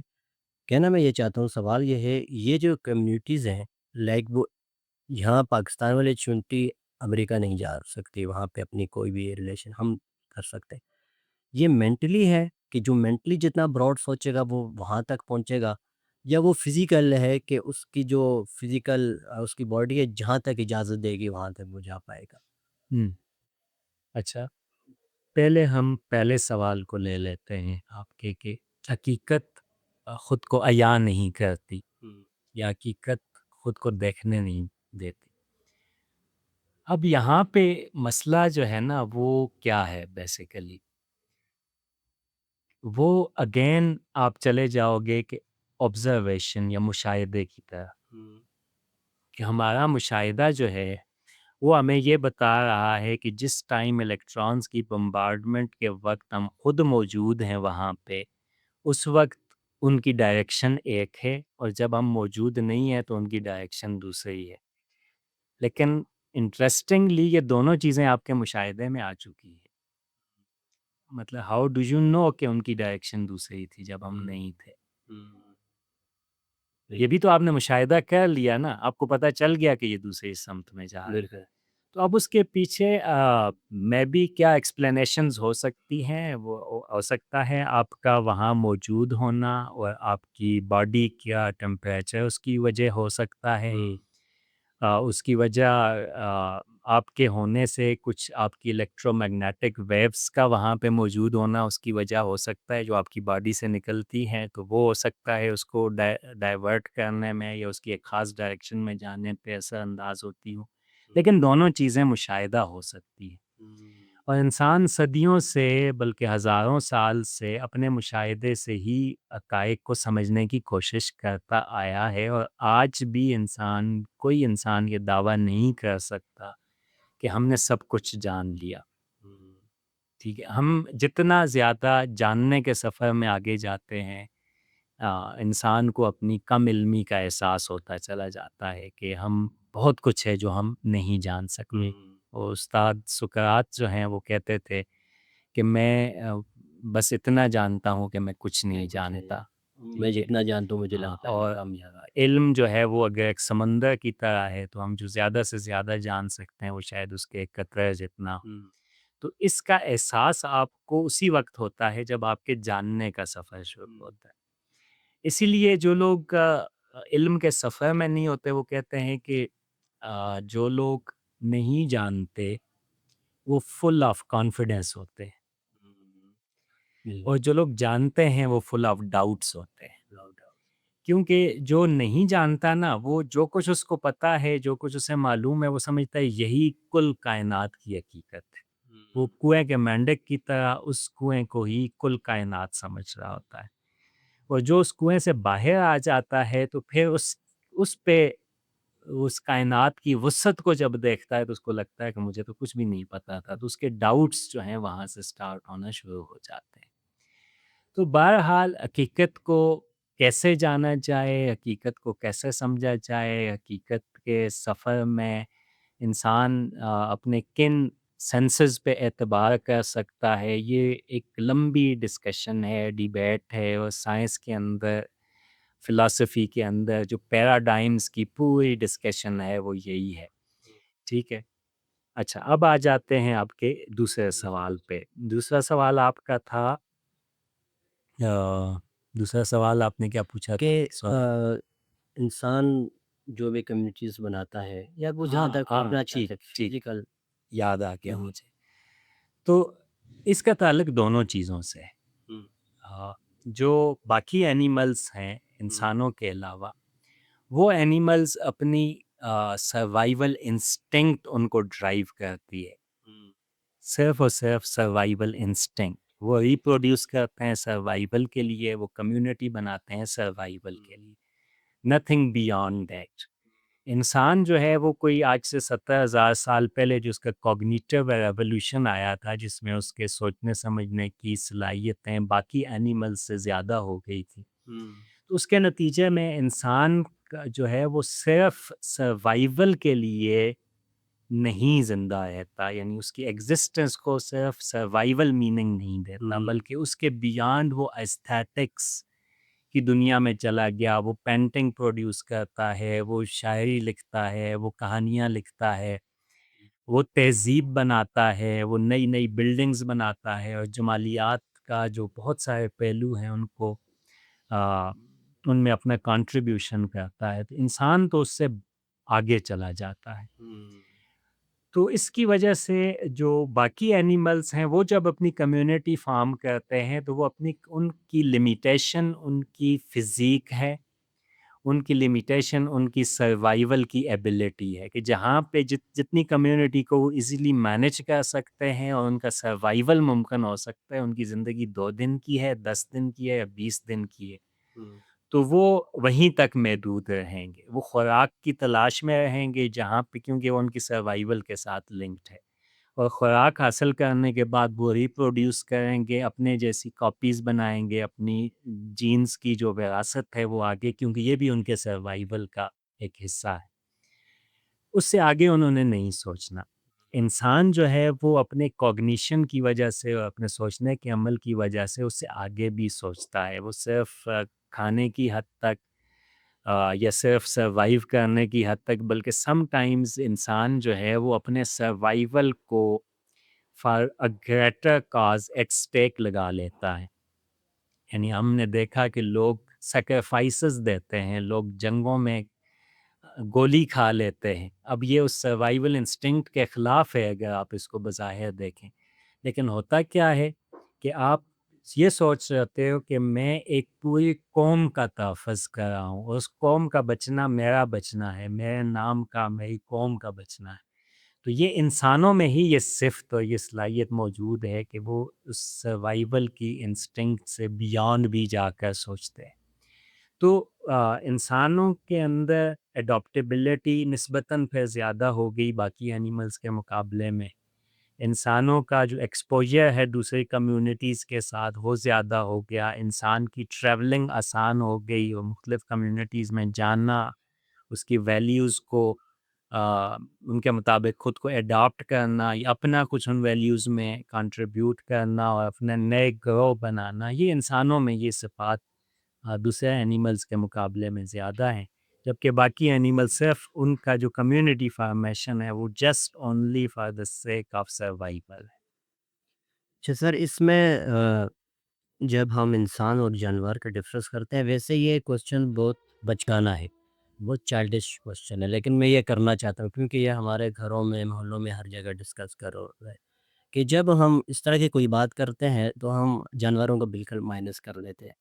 लेकिन ऐसे लोग बताते हैं, लाइक फॉर एग्जांपल एक बार मैंने अपनी नज़रों से देखा कि एक कुत्ते का बच्चा है छोटा-सा, वो पड़ा हुआ है और उसके पीछे उसकी जो माँ है वो बैठी हुई है। लाइक वो रो तो नहीं रही, इस तरह से लग रहा है कि ये इसके लिए रो रही है। तो इवन इस तरह की वीडियोज़ होती हैं कि वो उसको लेके जाते हैं, वो पीछे आती है। इस तरह की स्टोरीज़ हैं कि कोई फ़ौत हुआ तो वो कुत्ते ने खाना-पीना छोड़ दिया। तो ये बार-बार वैसे एग्ज़ाम्पल में बात भी कुत्ते की आ रही है। तो जहाँ पे इंसान की इवोल्यूशन हुई है वक़्त के साथ-साथ, तो ये कुत्ते की भी हुई है। क लाइक मेरे ख़्याल से ये ऐसा जानवर है जो इंसानों के बाद सबसे ज़्यादा सोशलाइज़ जो किया है इसने, एवोल्यूट हुआ वो ये कुत्ता हुआ और इसने हमारे साथ, इवन मैं एक वीडियो देख रहा था, पता नहीं मेक्सिको की थी, कहाँ की थी, वहाँ पे ट्रेन पे डेली डॉग्स उनके साथ सफ़र करते हैं, ये जो स्ट्रे डॉग्स वग़ैरह होते हैं। तो ये जो इंसान के अंदर आगे बढ़ने की सोच है या कुछ भी इंसान चेंज करता है, सोचता है, सर्वाइव करना चाहता है, ये उसने खुद प्रोड्यूस की या फिर जो अंदर अवेलेबल है तो है। ज़ाहिर है इंसान आज से हज़ारों साल पहले इस तरह तो ना रहता था, ना सोचता था। तो उसका वो जो सोचना शुरू हुआ, वो बाहर से कोई आया, उसने बताया, उसके अंदर से एक आवाज़ उठी, उसने खुद ऑब्ज़र्व करना शुरू किया और यही चीज़ जानवरों में क्यों नहीं होती? और अगर कुछ में होती है तो किस वजह से होती है? अच्छा, इसमें जो आप बात कर रहे हो ना वो शऊर की एग्ज़िस्टेंस है ना, उस पे बात कर रहे हो कि ये बाकी एनिमल्स में भी होती है या नहीं होती। बल्कि ज़िंदगी में वो है या नहीं है। आप जानवर की सिर्फ़ बात की ना करो, आप पौधों को भी इसमें शामिल कर लो। हुँ, अ, ये एक बहुत ही कॉम्प्लेक्स किस्म की डिबेट है हुँ, कि आया बाकी जानवर जो हैं, उनकी सोच की हदूद क्या है, वो किस हद तक सोचते हैं हुँ, और आया उनकी सोच जो है वो किस जगह पे जाकर ख़त्म हो जाती है। अब अगर इसका आप साइंटिफिक जवाब देखोगे तो साइंटिफिकली तो जो अगेन में जो है मेरा ख़्याल है हमारे जो बहुत सारे मसाइल हैं बायोलॉजी के वो एवोल्यूशन को समझे बगैर या एवोल्यूशनरी बायोलॉजी को समझे बगैर हम उनको नहीं समझ पाते, हुँ। नहीं समझ सकते। क्योंकि एवोल्यूशनरी बायोलॉजी साइंस भी है और अपने आप में एक फ़िलॉसफ़ी भी है। सर, ये शोर की आपने बात की, हुँ। ऐसे तो बहुत सारे इंसान भी जानवरों से परे होते हैं, कहा जाता है। शऊर जो है इसकी तो मुख्तलिफ़ सतहें होती हैं और ये इंसान के फ़िक्री अमल के साथ शऊर भी इर्तिका पज़ीर होता है। यानी ये किसी फ़िक्स चीज़ का नाम नहीं है या आप कहें कि कोई ख़ास सेंटर है ह्यूमन ब्रेन के अंदर जो उसके शऊर को डिपिक्ट कर रहा होता है और सारी एक्टिविटी उस पे चल रही होती है। तो ये वक्त के साथ, तजर्बात के साथ, बल्कि जो इंसान का इब्तदाई शऊरी सफ़र है ना, जब हम सोचने वाले इंसान की बात कर रहे थे, उसमें एक नज़रिया ये है कि जब इंसान ने अपने हाथ से पहला पत्थर उठाया और उसको गोल किया ताकि उसको दूर तक फेंका जा सके हुँ, या उसको नोकीला बनाया ताकि उससे शिकार किया जा सके, तो उसके हाथ की एक्टिविटी ने उसके दिमाग में कुछ ख़ास किस्म के न्यूरॉन्स के पाथवेज़ बनाए, हुँ, इनको न्यूरल पाथवेज़ कहा जाता है। तो इन न्यूरल पाथवेज़ ने उसकी ये एक इर्तिकाई जंप था, एक छलांग थी उसके शऊरी सफ़र में। हुँ, इसके साथ उसकी सोच में वसअत पैदा होना शुरू हुँ, हुई। तो शऊर का ताल्लुक बुनियादी तौर पे आपकी इनोवेटिव स्किल्स के साथ है कि जिस माशरे में, जिस समाज में ऐसे मौक़े मौजूद हों कि लोग नई इख्तिराएँ, नई इन्वेंशंस, नई इजादात, नई डिस्कवरी कर सकते हों, उसका इज्तमाही शऊर भी बेहतर होता है उनके मुकाबले में कि जहाँ पे इस किस्म का माहौल मुयस्सर ना हो। हुँ, तो इंसान के हाथ की एक्टिविटी, उसके प्रॉब्लम्स को सॉल्व करने की जो एबिलिटीज़ हैं, ये सब इंसानी शऊर के इर्तिका में एक ममदुमावन के तौर पे अपना किरदार अदा करती हैं। तो शऊर किसी फ़िक्स चीज़ का नाम नहीं। अब जब हम डिफ़रेंशिएट करते हैं इंसान को बाकी जानदारों से और हम कहते हैं कि जी क्या बाकी जानदारों में शऊर मौजूद है सिरे से, या उसकी कोई ख़ास सतह तक मौजूद है, तो यकीनन बाकी तमाम जानवरों में भी शऊर की कोई ना कोई सतह तो मौजूद होती है। अब वो हर जानवर दूसरे जानवर से उस हवाले से मुख्तलिफ होता है। आपने देखा होगा परिंदे जो घोंसला बनाते हैं और वो लाखों साल से शायद इसी तरह अपना घोंसला बना रहे हैं। ये उनके जीन्स में मुंतकिल हुआ हुआ शऊर है। तो शऊर की एक शक्ल जो होती है वो विरासत में आपके साथ चलती है, आपके ख़ानदान से चलती है। वो जानवरों में भी चली आ रही होती है। शहद की मक्खियाँ अपना जो छाता बनाती हैं तो वो किस स्किलफुली उसको बनाती है, लेकिन वो उसमें इनोवेशन नहीं कर पाती। उसको कोई नए अंदाज में नहीं बनाती। सदियों से जिस तरह वो बनाती चली आई है, आज भी वैसा ही बनाती है। इंसान जो है वो उस शऊर के साथ जो उसको विरासत में मिल रहा होता है, जो उसके जीन्स में चल रहा होता है, जो उसके ख़ानदान में या उसके समाज में चल रहा होता है, उससे एक कदम आगे जाकर अपने माहौल के मुताबिक कुछ नई शऊर की तहें भी अपने लिए खोल देता है। वो नए नज़रियात उसके शौरी सफ़र में आम किरदार उसके, यानी जिस तरह से इंसान के जिस्म का की खुराक खाना-पीना है, तो इसी तरह इंसानी ज़हन की खुराक आइडियाज़ होते हैं। तो जितना आप अच्छा खाना-पीना रखोगे तो उतनी आपकी हेल्थ अच्छी होगी। जितने हेल्दी खाना आप खाओगे, नेचुरल खाना खाओगे तो आपकी सेहत जिस्मानी सेहत अच्छी होगी। इसी तरह से जब आप अपने दिमाग को नए आइडियाज़ के लिए ओपन करते हो और नए नज़रियात और नई सोचों को जगह देते हो कि आप उनके साथ मुकालमा कर सको, तो उसके साथ आपकी शऊरी इर्तिका भी होता है, आपका शऊर का सफ़र भी आगे चलता है। तो दोनों चीज़ें, एक विरासत में चलने वाला शऊरी अमल जिसको बुनियादी तौर पे आपकी सर्वाइवल या जो तहफ़्फ़ुज़ का एहसास है, जो सिक्योरिटी का एहसास है, जो अपनी ज़िंदगी को बचाने का एहसास है, ये तो तमाम एनिमल्स के अंदर आपको नज़र आएगा। इंसान उससे आगे चलकर जो उसका जमालियात है, जो एब्स्ट्रैक्ट थिंकिंग है, इस सफ़र में भी शामिल हो जाता है। ये बाकी जानवरों से ज़्यादा हो जाता है, लेकिन उसमें क्या इंसान अपनी सिर्फ़ अ, अपने आप को महदूद रखता है उन नज़रियात तक कि जो विरासत में चले आ रहे हैं, या उससे आगे भी जाना चाहता है, तो यही उसके शऊरी सफ़र, शऊरी इर्तिका का तयन कर रहा होता है कि उसने कहाँ तक पहुँचना है और अपने ज़हन को, अपनी सोच को, अपने शऊर को कितनी वुसअत देनी है। तो ये आपकी एफ़र्ट प्लस आपके जीन्स, इन दोनों चीज़ों के बाहम सिंथेसिस से, इनके इम्तज़ाज से आपकी शऊरी सतह तय होती है। सर वैसे तो हमने इस टॉपिक पे बिल्कुल अलग आना था, लेकिन ज़ाहिर है वो शुरू से बात ऐसी कि आपकी पर्सनैलिटी ऐसी है, गुफ्तगू इस तरह से निकली कि हम आगे बढ़ते चले गए गुफ्तगू में।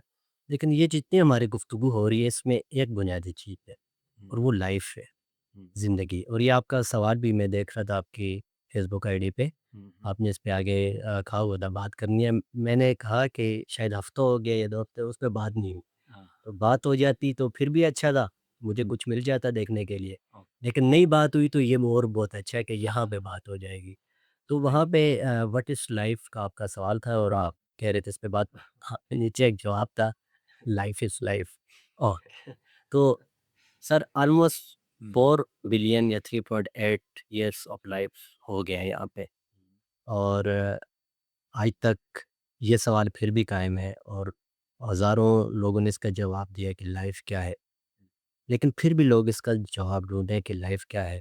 और अप्रॉक्सिमेटली 2 घंटों में कोई 1500 1400 अंदाज़े के मुताबिक लोग मर जाते हैं, बिना ये जाने कि ज़िंदगी क्या है, ज़िंदगी और वो क्या मर जाते हैं। तो 30,000 लोग 2 घंटों में नए आ जाते हैं, ये बिना जाने कि मैं कहाँ आया हूँ, क्यों आया हूँ? आप क्या कहेंगे ज़िंदगी क्या है? हाँ, ये इंसान के शऊरी इर्तिका में जिस सवाल ने हज़ारों साल से इंसान को तंग किया है और इसका जवाब ढूँढने के लिए अंबिया, फ़लसफ़ी, सूफ़ी वो सब इस सवाल के जवाब की तलाश में है। इसका बायोलॉजिकल जो जवाब है ना वो तो बहुत आसान सा है। हमारे एक शायर ने कहा कि ज़िंदगी क्या है? अनासर में ज़हूर तरतीब, मौत क्या है? इन्हीं अज्जा का परेशान हो जाना। ये जो आपके अंदर एक ऑर्डर है वही ज़िंदगी है, और जब ये अनासर ये एलिमेंट्स बिखर जाते हैं और उनका आपस का रब्त टूट जाता है, यही मौत है। लेकिन इंसान बायोलॉजी से आगे जाकर इस सवाल को समझने की कोशिश करता है, और इंसान की जो पहली कोशिश थी इस सवाल का जवाब ढूंढने के लिए, वो उसने माइथोलॉजीज़ में जाके इसका जवाब ढूंढने की कोशिश की। फिर इंसान ने फ़लसफ़े में जाके इसका जवाब ढूँढने की कोशिश की। फिर इंसान ने साइंस की दुनिया में आकर इसका जवाब ढूँढने की कोशिश की। लेकिन इस ये सवाल ज़रा-सा ट्रिकी इस वजह से है कि इसके अंदर 2 चीज़ें हैं कि जब हम ये कहते हैं कि what is meaning of life, एक है what is life. What is life? तो लाइफ़ तो वही है, अनासर में सूरह तरतीब है, और लाइफ़ का ख़त्म होना उन अज्ज़ा का परेशान हो जाना है।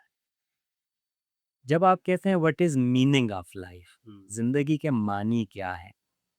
तो मानी की जब आप बात करते हैं तो it means you you are trying to give sense to your life. आप अपनी ज़िंदगी को सेंस देना चाहते हैं। तो ज़िंदगी के मानी जानने से पहले मेरा ख़्याल है हमें इसको भी एक्सप्लोर करना चाहिए कि हम मानी के मानी क्या है? इंटरेस्टिंग, ठीक है। क्योंकि हम मानी की बात कर रहे हैं ना, हाँ। तो आपको लाइफ के मीनिंग्स क्या हैं? तो क्या लाइफ मीन ज़िंदगी। लेकिन मानी के क्या मानी है, तो फिर हमें ज़िंदगी के मानी समझने में ज़रा-सा हमारा रास्ता आसान हो जाता है कि हम उस तरफ जा सकें और इस सवाल पे बात कर सकें। मानी क्या होते हैं? हम इस पे कभी क्वेश्चन नहीं करते। जब आप मानी को समझने की कोशिश करो तो मानी 3 तरह के हक़ाइक़ की तरफ इशारा करते हैं। बाज़ चीज़ों के मानी उन चीज़ों से बाहर एग्ज़िस्ट करते हैं, यानी वो बाज़ लफ्ज़, बाज़ जुमले अपने से बाहर किसी हकीकत के बारे में बता रहे होते हैं। मसलन इसकी एक एग्ज़ाम्पल देता हूँ, आप एक रोड पे जाते हैं और वहाँ पे एक बोर्ड लगा हुआ है कि बीवेयर ऑफ द डॉग्स। हम डॉग्स की बात कर रहे थे तो डॉग्स आज हमारी गुफ्तगू में ज़्यादा उस पे बात हो। इंसान के अब ये जो लिखा हुआ है बीवेयर ऑफ डॉग्स, ये किसी और हकीकत की तरफ इशारा कर रहा है। इससे हम इनमें इसके अंदर एक मैसेज, एक पैगाम है, और वो पैगाम क्या है हम समझते हैं, हम फ़ौरन उसके मानी समझ जाते हैं। लफ्ज़ों के अगर मानी आप करने लग जाएँगे और लफ्ज़ों के मानी करके आगे जाएँगे तो शायद आप खतरनाक कुत्तों का निशाना बन जाओ। कोई ना कोई आपको काट लेगा। लेकिन आप अगर उस मैसेज को देखोगे क्या लिखा हुआ है बीवेयर ऑफ डॉग्स, तो आप कॉन्शियस हो जाओगे this is a warning, this is a message कि आगे खतरनाक किस्म के कुत्ते हैं। आपने इनसे अपने आप को बचाना है, बचाना। तो ये जो जुमला लिखा हुआ है इसके मानी इस बोर्ड से बाहर एग्ज़िस्ट कर रहे हैं। ये किसी और हकीकत की तरफ इशारा कर रहा है। दूसरा जो मानी होता है वो होता है जो किसी चीज़ के पर्पस के बारे में हमें बताता है। मसलन मैं जब लफ्ज़ इस्तेमाल करता हूँ गिलास, तो गिलास एक लफ्ज़ है। लेकिन जैसे ही गिलास का लफ्ज़ आपके ज़हन में आता है तो आपके ज़हन में उसका मकसद आता है। गिलास में पानी पीना है, गिलास में दूध पीना है, या कोई और चीज़ दाल में पीनी है। बिल्कुल ठीक है। तो यहाँ पे जो एक वजूद है, जो एक हकीकत है, उस हकीकत का पर्पस क्या है, उससे आप उसके मानी को समझो। दो हो गए। बिल्कुल। तीसरा जो है मानी चीज़ों को जब हम कहते हैं इसके मानी क्या हैं, तो वो हमारी एसोसिएशन और हम चीज़ों की इम्पोर्टेंस कैसे, उसकी इम्पोर्टेंस का तयन कैसे करते हैं, उस चीज़ को हम कहते हैं कि ये इसके मानी है।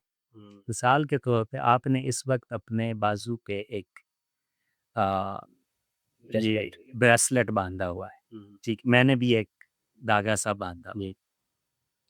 अब ये धागा शायद किसी और के लिए इतना मीनिंगफुल ना हो, ये काला धागा ही हो, जैसे तो ठीक है? किसी के लिए ज़िंदगी लेकिन मेरे लिए इसके साथ जो एसोसिएशन है वो बिल्कुल मुख्तलिफ हो सकती है, क्योंकि ये मुझे मेरी माँ ने बाँधा है। हुँ, तो इसके साथ मेरी माँ की एक वाबस्तगी है, उसकी एक शफ़क़त है, उस मेरी माँ की एक मोहब्बत का एहसास इसके साथ एसोसिएटेड है, ठीक है? तो ये धागा अगर टूटेगा तो वो ताल्लुक टूटने का दुःख मुझे होगा जो इस धागे, हालाँकि ये आम-सा धागा है। अब इसकी जो वर्थ है, जो इसकी इम्पोर्टेंस है, ये उस शख़्स की वजह से है जिसने ये बाँधा। हुँ, तो चीज़ों के मीनिंग्स उनकी वर्थ की वजह से हम देते हैं। हुँ, तो मानी को जब आप समझने की कोशिश करते हैं तो या आप उनको वो किस हकीकत की तरफ इशारा कर रहे हैं अपने आप से बाहर, हुँ, या वो किस मकसद की तरफ इशारा कर रहे हैं, या उनकी वर्थ क्या है, हुँ, वो आपके लिए कैसे सेंस बनाते हैं। ऐसे ठीक है, तो ये 3 चीज़ें हैं जो किसी भी लफ्ज़, किसी भी जुमले, किसी भी किताब या किसी भी शख्सियत के मानी की जब आप बात करें, हाँ, तो ये मानी जो है, मानी के मानी इन 3 पैमानों पे आप देखेंगे, उनको हुँ, समझने की कोशिश करें। ठीक है? अब आते हैं लाइफ़ पे, और इसी चीज़ को हम लाइफ़ के साथ जब एसोसिएट करते हैं और मीनिंग्स ऑफ लाइफ़ की बात करते हैं, लाइफ की एग्जिस्टेंस एक चीज़ बायोलॉजिकल हकीकत के तौर पे, और मीनिंग्स ऑफ लाइफ, तो जब भी हम मीनिंग का लफ्ज़ इस्तेमाल करेंगे, इसका मतलब है हम इन 3 पैरामीटर्स की बात कर रहे हैं। हुँ, हम सिर्फ ज़िंदगी के जो हयातियाती वजूद है उस पे बात नहीं कर रहे, बल्कि हम ये देख रहे हैं कि ये ज़िंदगी अपने से बाहर किस हकीकत की तरफ इशारा करती है। हुँ, ये हकीकत अपने मकसद में क्या, किस चीज़ की तरफ इशारा करती है कि इसका मकसद क्या है, और फिर इज़ इट वर्थ लिविंग और नॉट। हुँ, ठीक है, अब इस पे जो जवाब हैं वो दिलचस्प हैं, और जो पूरी इंसान की फ़िक्र की तारीख़ है उसमें इंसान इनके जवाब ढूंढने के लिए वो जंगलों में, सहराओं में भटकता रहा है। अ, जैसे बुल्ले शाह जो हैं वो कहते थे कि बुल्ला की जाना में कौन, वो हुँ, बेसिकली अपने उन्हीं मानी के बारे में कहते थे कि मुझे नहीं पता कि मैं कौन, अपनी एग्जिस्टेंस के मीनिंग्स उनको नहीं समझ आ रहे थे और वो ढूंढते थे उनको। अम्बिया जो है वो उनके बारे में अगर आप जितनी भी अम्बिया की कहानियाँ देखें तो वो सोसाइटी से कट जाते थे और दूर कहीं जाके बैठते थे और सोचते थे उन चीज़ों के बाद, अपनी ज़िंदगी को मीनिंग्स देने की या ज़िंदगी के मानी समझने की कोशिश कर रहे होते। हुँ, इसी तरह सूफिया हैं, शायर हैं, मुस्लिहीन हैं, लीडर्स हैं, तो ये सब अपनी लाइफ के पर्पस को जानने की, लाइफ किस तरफ इशारा करती है और लाइफ वर्थ लिविंग है या नहीं, हुँ, इस इन सवालों के साथ वो जूझ रहे होते हैं। तो अब जब आप कहते हैं कि अपने से बाहर ज़िंदगी किस चीज़ की तरफ इशारा करती है, उसमें हमें, अगर हम तमाम इंसानी फ़िक्री तारीख़ का मुताला करें, उसको समझने की कोशिश करें, तो हमें 2 तरह के जवाब मिलते हैं। एक जवाब वो है जो इस ज़िंदगी को अपने आप में, जैसे वो बोर्ड जिस तरह से लगा हुआ है बीवेयर ऑफ डॉग्स का, हुँ, कि वो अपने आप में कोई मीनिंगफुल नहीं है लेकिन किसी और हकीकत की तरफ इशारा करता है। तो कुछ लोगों का जवाब जो है वो हमें ये बताता है कि ये ज़िंदगी अपने आप में कुछ भी नहीं है, बल्कि हुँ, ये किसी और हकीकत की तरफ इशारा है। वो हकीकत खुदा की ज़ात हो सकती है, वो हकीकत इस कायनात के अंदर चलने वाला कोई मेटाफ़िज़िकल निज़ाम हो सकता है, वो देवी-देवता हो सकते हैं। हुँ, वो हकीकत जो है पूरी इंसानियत की फ़लाह की तरफ इशारा हो सकता है। तो ये उस तरफ इशारा है। दूसरा, अब इसका पर्पज़ क्या है? जब आप पर्पज़ के कॉन्टेक्स्ट में देखते हैं तो फिर ये जो रवायत है इस सवाल की, जो ज़िंदगी को उससे बाहर के मानों में देखती है, वो जब पर्पज़ की बात करती है तो पर्पज़ भी उसी के मुताबिक डिफ़ाइन होता है कि अगर ये हुँ, ज़िंदगी खुदा की तख्लीक है, तो इसका मकसद जो है वो खुदा की इबादत करना ही है, या ये ज़िंदगी खुदा का इम्तिहान ही है। ठीक है? या ये उन देवी-देवताओं को कुर्बानियाँ देने का नाम है, जैसे कदीम मज़ाहिब के अंदर हमें दिखाई देता है कि इससे ज़िंदगी को मीनिंगफुल बनाया जाता था। या ये कुदरत के वसाइल के पे कब्ज़ा करने का नाम है और अपनी एम्पायर बनाने का नाम है, तो उसके लिए फ़ौज बनानी है और दुनिया पे कब्ज़ा करना है। या इंसानी समाज को एक ख़ास अ, रुख में उसका तयन करना है कि आखिर इंसानों को कैसे ज़िंदगी गुज़रे, एक आइडियल लाइफ उनके लिए क्या हो सकती है। तो ये पर्पस के हवाले से फिर इन लोगों के जवाब इस तरह से आते हैं। फिर what makes it worth living, इस पे जब यही रवायत बात करती है तो वो इसी तरह से कि ये it's a gift of God और गॉड्स, ये खुदा का या खुदाओं का, ये देवताओं का तोहफा है, इसलिए it's we have to live it. ये हमारी कंपल्शन है, ये हमारी मजबूरी है, इसको हमने जीना है, इसको ख़त्म नहीं करना जब तक कि वो खुद इसको वापस ना ले लें। क्योंकि गिफ्ट है, तोहफा है, तो तोहफे को फिर जो देने वाला है वो ले ले तो ले ले, आप खुद नहीं ले सकते। जो दूसरी रवायत है इसके हवाले से जिन जिन लोगों ने बात की, उनका ख़्याल ये है कि ये ज़िंदगी अपने से बाहर किसी हकीकत की तरफ इशारा नहीं करती। ये ज़िंदगी अपने अंदर ही अपने मानी समोए हुए है। तो उनके ख़्याल में अ, ये शऊर और फ़िक्र के सफ़र के नतीजे में इंसान ने इस ज़िंदगी को समझना शुरू कर दिया और इस पे सवाल करना शुरू कर दिया। जिन जानवरों में वो फ़िक्री सतह नहीं अचीव की जा सकी, जैसे चूंटियाँ हैं, वो शायद कभी अपने आप से ये सवाल ना करती हों कि हम क्यों? हम किस लिए? कॉकरोच कभी अपने आप से शायद ये सवाल ना करता हो। इंडिया वाले कॉकरोचेस की बात नहीं कर रहा, ठीक है? लेकिन वो अपने आप से ये सवाल नहीं पूछते होंगे। तो इंसान चूँकि ये सवाल पूछता है तो इसलिए जो इसके मानी हैं वो बाहर से नहीं आएँगे, उसको मानी भी इंसान ने खुद देना है। तो जो भी मानी इंसानों ने दिए हैं ये उसके अपने ही ज़हन के कंस्ट्रक्ट्स थे। समझ गए? बिल्कुल। तो ये इंसान की अपनी सोच के नतीजे में इसको मानी मिले हैं, ये खुदा ने नहीं दिए या किसी बैरूनी ताकत ने नहीं दिए। फिर इसका पर्पस क्या है? तो पर्पस के हवाले से भी फिर वो जब इस पे आ जाते हैं तो वो कहते हैं कि मकसद भी चूँकि इसको इसका जिस हकीकत की तरफ ये इशारा है, ये भी इंसानी ज़हन की पैदावार है, तो इसके मकसद का तयन भी इंसानी ज़हन की पैदावार है। इंसान जब इस दुनिया में आता है तो उसके सामने उसकी ज़िंदगी एक ब्लैंक स्लेट की तरह है। अब ये उसकी मर्ज़ी है कि वो उसके ऊपर फूल-बूटे बनाए, वो उस पे कोई डरावनी शक्लें बनाए, वो जिस तरह से उसको बनाना चाहे उस तरह से बना सकता है और जो बंदा जिस चीज़ को अपने लिए चुन ले तो वही उसकी ज़िंदगी का मकसद बन जाता है। फिर जो तीसरा सवाल है कि इज़ इट वर्थ लिविंग?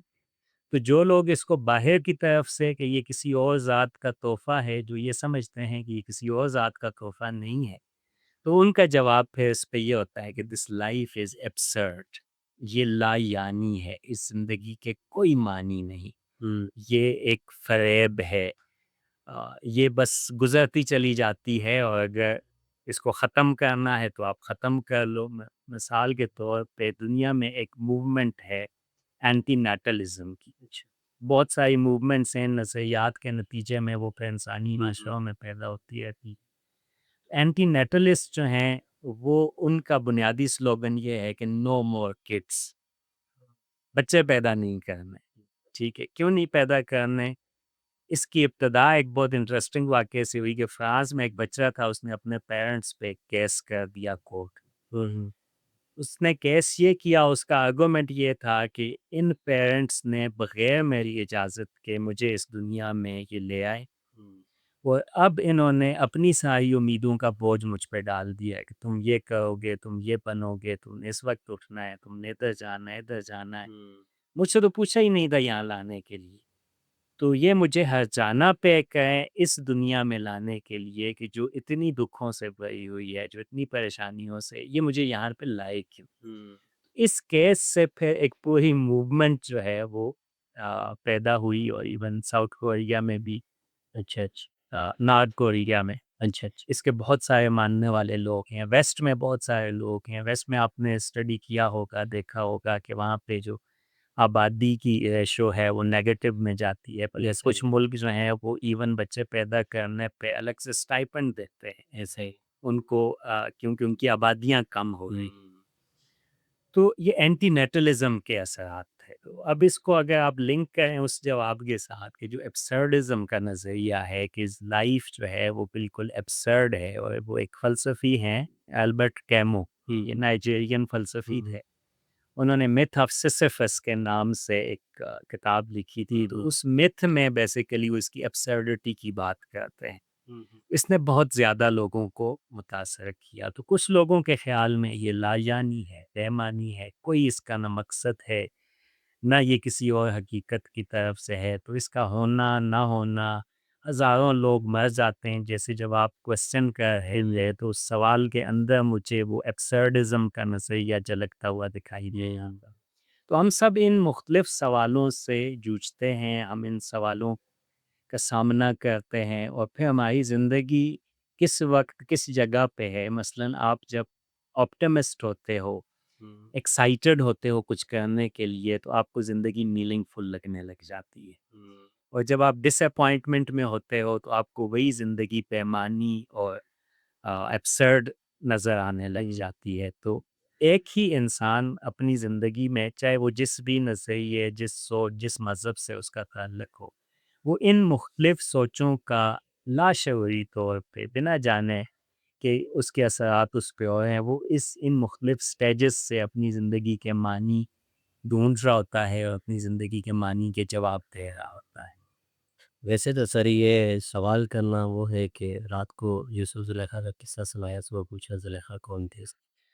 तो वैसे इस चीज़ ये चीज़ एक्सपेक्ट भी नहीं की जा सकती कि जो सवाल मैं अब करने वाला हूँ, क्योंकि लाइफ है ही इतनी ब्रॉड और है ही इतनी डिफ़िकल्ट कि आज तक कोई बड़े से बड़ा जो फ़िलोसफ़र्स गुज़र चुके हैं वो जवाब नहीं दे पाया। तो उसको हम एक जुमले में परो नहीं सकते। लेकिन मैं आपसे ये कहूँ कि अगर आप इसको एक जुमले में परोएँ, एक में नाम भी हो तो 2-3 जुमले में परोएँ तो ज़िंदगी क्या है? यानी मैं ये चाह रहा हूँ, ज़ाहिर है कोई बुक होती है फिर उसकी समरी होती है।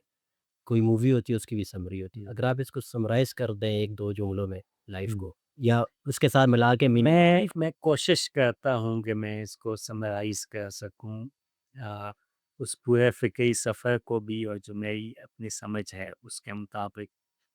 तो मैं ये कहूँगा कि ज़िंदगी जो है ये हमारी ख़्वाहिशों, हमारी महरूमियों और हमारी उम्मीदों हुँ, और ज़िंदगी के हक़ाइक़ के दरमियान एक मुसलसल जद्दोजहद, एक स्ट्रगल, एक जंग का नाम है। हुँ, कि जहाँ पे कभी-कभार ज़िंदगी के हक़ाइक़ हम पे हावी हो जाते हैं, हुँ, हमारी उम्मीदों पे हावी हो जाते हैं, और कभी अ, हम अपनी ख़्वाहिशों के मुताबिक कुछ करने के काबिल हो जाते हैं। लेकिन ये एक मुसलसल रेज़िस्टेंस है, मुज़ाहमत है, हुँ। मुसलसल जद्दोजहद का नाम है।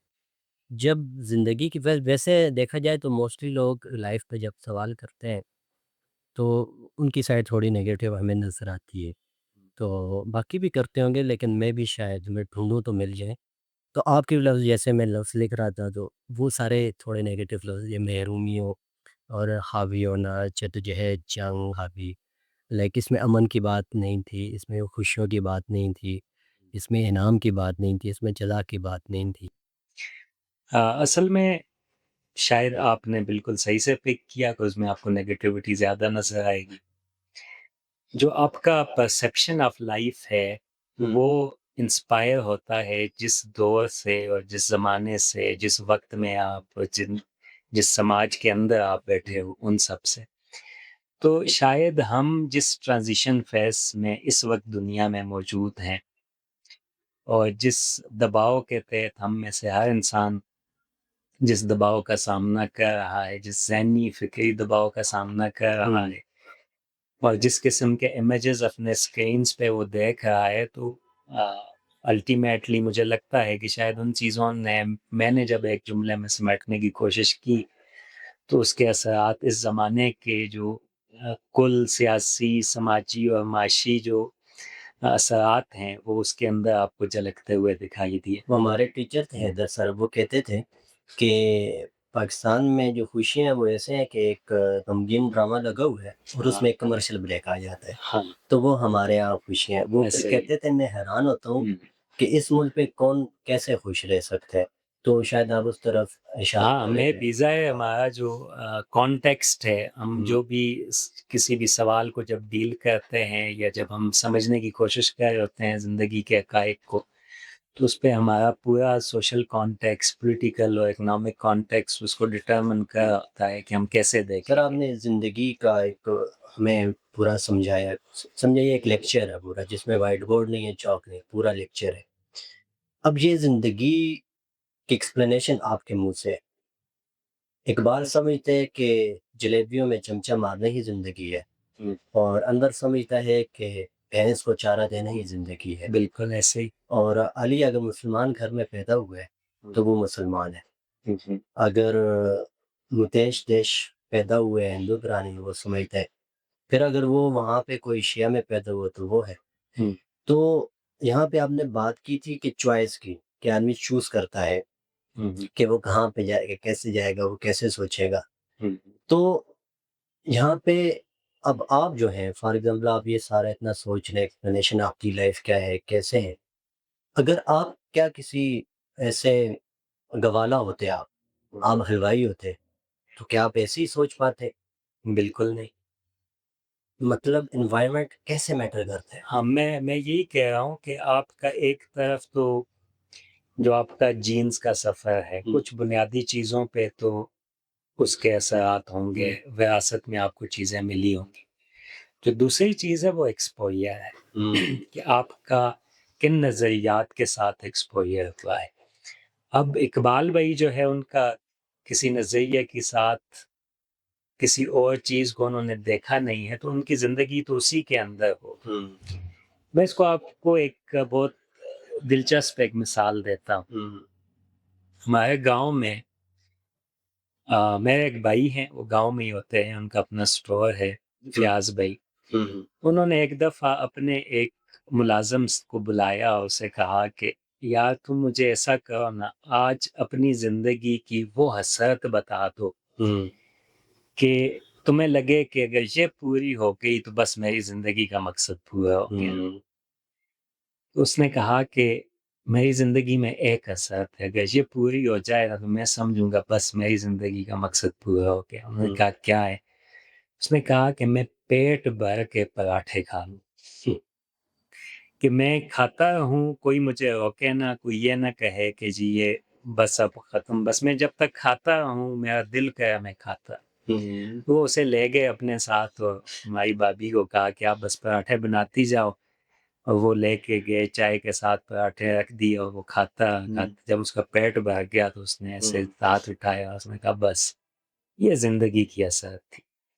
तो ज़ाहिर है आपकी सोच और आपकी फ़िक्र जो है वो आपके एनवायरनमेंट, ये मैंने कहा ना कि आपकी महरूमियत, अब उस शख़्स की ज़िंदगी में वही महरूमी थी।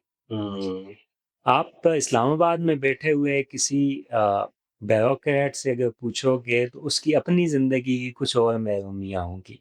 हुँ, और उसकी जो हसरत और जो ख़्वाहिश होगी ज़िंदगी में वो उन महरूमियों के रद्द-ए-अमल में होगी। ऐसे किसी शायर से पूछोगे जिसको खाने-पीने की कोई फ़िक्र नहीं है, ऐसी कोई चीज़ें भी नहीं है, तो शायद उसकी जो ज़िंदगी की महरूमी है वो कुछ और होगी, वो कोई शोहरत या वो शायद नोबेल पीस प्राइज़ की बात भी कर रहा हो। अब सर, मेरे गाँव वो के जैसे पीछे हम एक इवेंट में एक साथ थे, वहाँ पे एक साहब बता रहे थे कि वो भी मुश्किलात उन्होंने देखी हैं, स्टूडेंट से मुख़ातिब थे हाँ, हाँ, कि मैं बंगाल में पढ़ा हूँ, तो ये मेरी बहुत बड़ी मुश्किल। फिर वो दूसरे बता रहे थे, मैं इंग्लैंड की कैम्ब्रिज पता नहीं कौन, ऑक्सफोर्ड थी पता नहीं, हाँ, मैं उस यूनिवर्सिटी से पढ़ा हूँ, तो घर से वो दूर रहना बहुत मुश्किल बात है।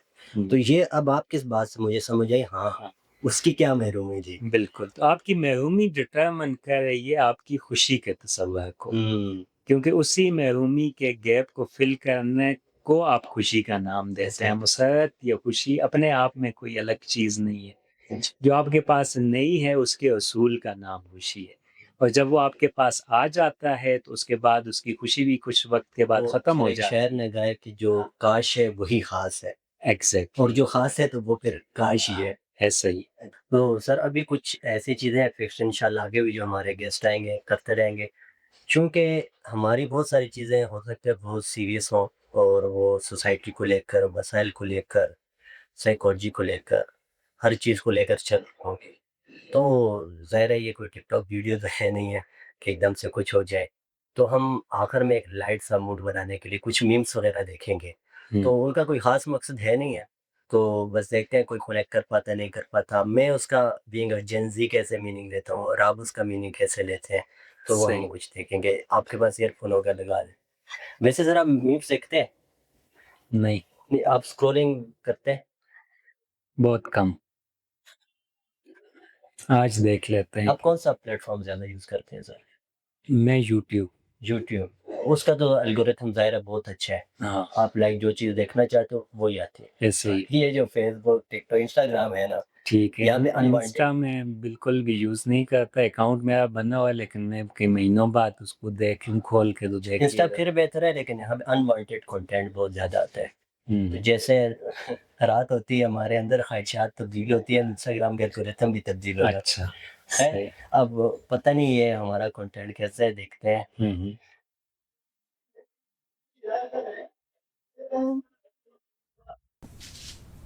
Planet Earth get angry, हुँ, universe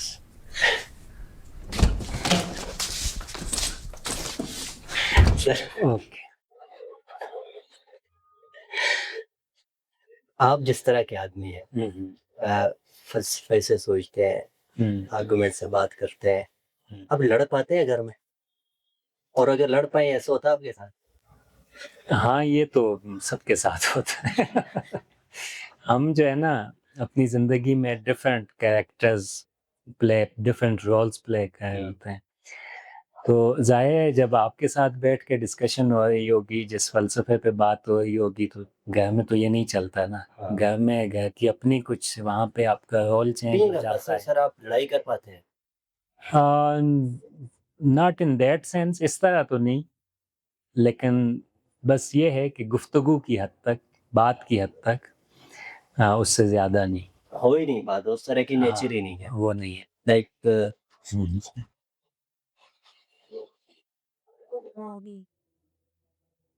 या अल्लाह अच्छी-अच्छी चीज़ें प्ले हो।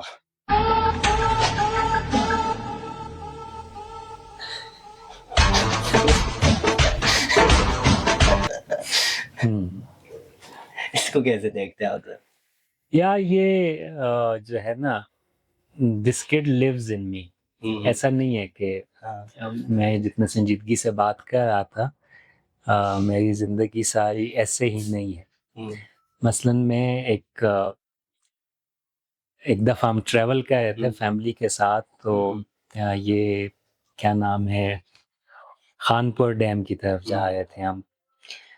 तो एक जगह वीराने में आई वाज़ सो मच एब्ज़ॉर्ब्ड, मैंने साइड पे गाड़ी लगाई, नीचे उतर के गया और लाउड म्यूज़िक लगा के मैं वहाँ नाचना शुरू हो गया। मेरे बेटे ने वो मेरी वीडियो बना ली। हुँ, हालाँकि वो था पर्सनल कि मैं जस्ट उस चीज़ को फ़ील करना हुँ। चाहता था।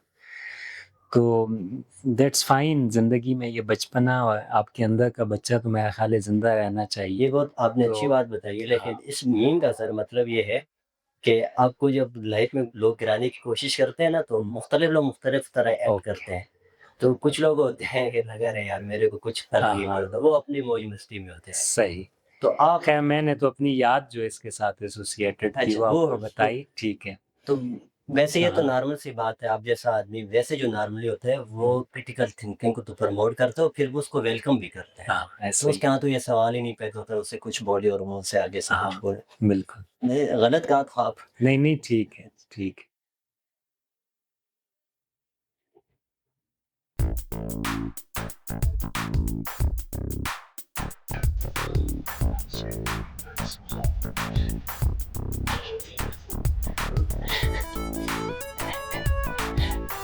जब मेरा दोस्त मशहूरी टॉप पहली बार चलाया है। हुँ,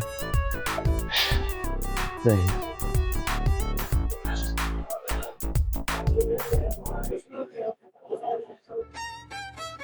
Why is taking so Why long to is reply? he taking so long to reply? Okay, I am one of them. Sir आप तो रिप्लाई नहीं देते। ये तो हम भी सोचते हैं। हाँ। ऐसा होता है सर आप वैसे प्रैक्टिकली इमोजीज वगैरह ढूँढ रहे हो कि यार कौन से इमोजी बेहतर है इस बात के साथ कौन सा इमोजी बेहतर है? नहीं। ये जेनज़ी के यहाँ होता है। हाँ, हाँ। वो ये हर आपके इमोजी यहाँ का मेरे बच्चों में ये है, मैं अच्छा। तो ख़ैर इन चीज़ों को नहीं वो करता। लेकिन ये चीज़ें जो हैं ज़िंदगी में हमारे साथ होती हैं, ये जैसे आपने कहा ना, तो मेरा टेम्परामेंट भी ऐसे ही है। अक्सर जो हमारी मेरी और मेरी मिसेज़ की हुँ, हुँ। जो फ़ाइट होती है वो ये होती है कि आप जल्दी जवाब नहीं देते। हाँ। क्योंकि मेरे लिए जब कोई बंदा कोई बात कह रहा होता है तो मैं उसको पूरा प्रोसेस जब तक ना कर लूँ कि ये क्या बात हो रही है, और हुँ, या कोई मशवरा माँग ले, तो मैं फ़ौरन रिएक्ट नहीं करता। मैं हुँ। पहले कोशिश करता हूँ उसकी जगह पे जाके सोचूँ और फिर उस पे बात करूँ। अब तो हमारे बुज़ुर्गों तो के पास ख़ैर भी फ़ोन है, व्हाट्सएप है, हाँ, तो अक्सर कोई ग्रुप में खबर आती है तो वो अक्सर उन्होंने लाफ़ का रिएक्शन किया होता हाँ, है। हालाँकि वो थोड़ा-सा इमोजी में फ़र्क होता है कि इस तरह होता है तो एक इस तरह होता है। ऐसा ही है। ये बल्कि फ़ेसबुक पे मैंने अक्सर हुँ। देखा कि आपने हाँ, एक न्यूज़ लगा ली कि मेरे फलाँ रिलेटिव की डेथ हो गई है, तो उस पे लोग जो है ना हार्ट्स भेज रहे होते हैं। हर्ष और एक इमोजी होता है खुशी के आंसू वाला, हाँ, तो वो वहाँ पे लगा होता है। सम टाइम खुशी के आँसू वाला खुशी के रहता है। मरने पे खुशी के आंसू वाला लगा हुँ, होता है, उसमें लोगों को पता नहीं होता। हुँ।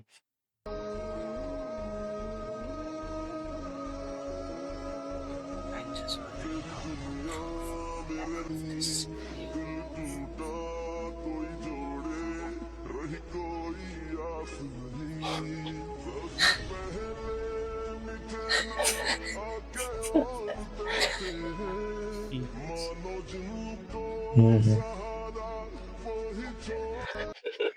ये असल में ना जो ये हमारी हमारी पाकिस्तान जो का था सर। तकलीफ़ें होती हैं ना, हुँ। उनको हमारी सोसाइटी इस तरह से देख रही होती है कि बस इतना सा हुआ है, हाँ, ठीक है?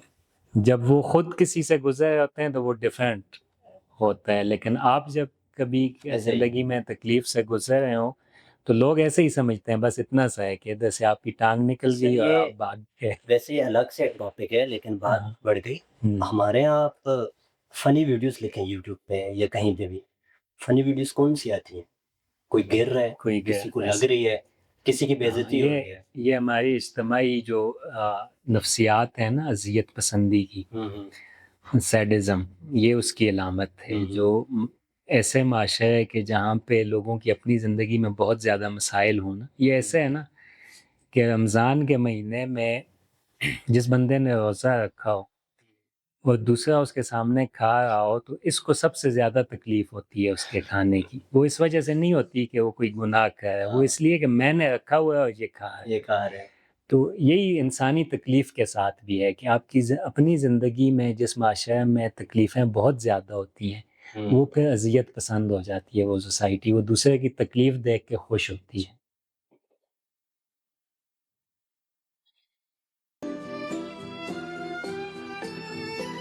Fearless the winner expect me।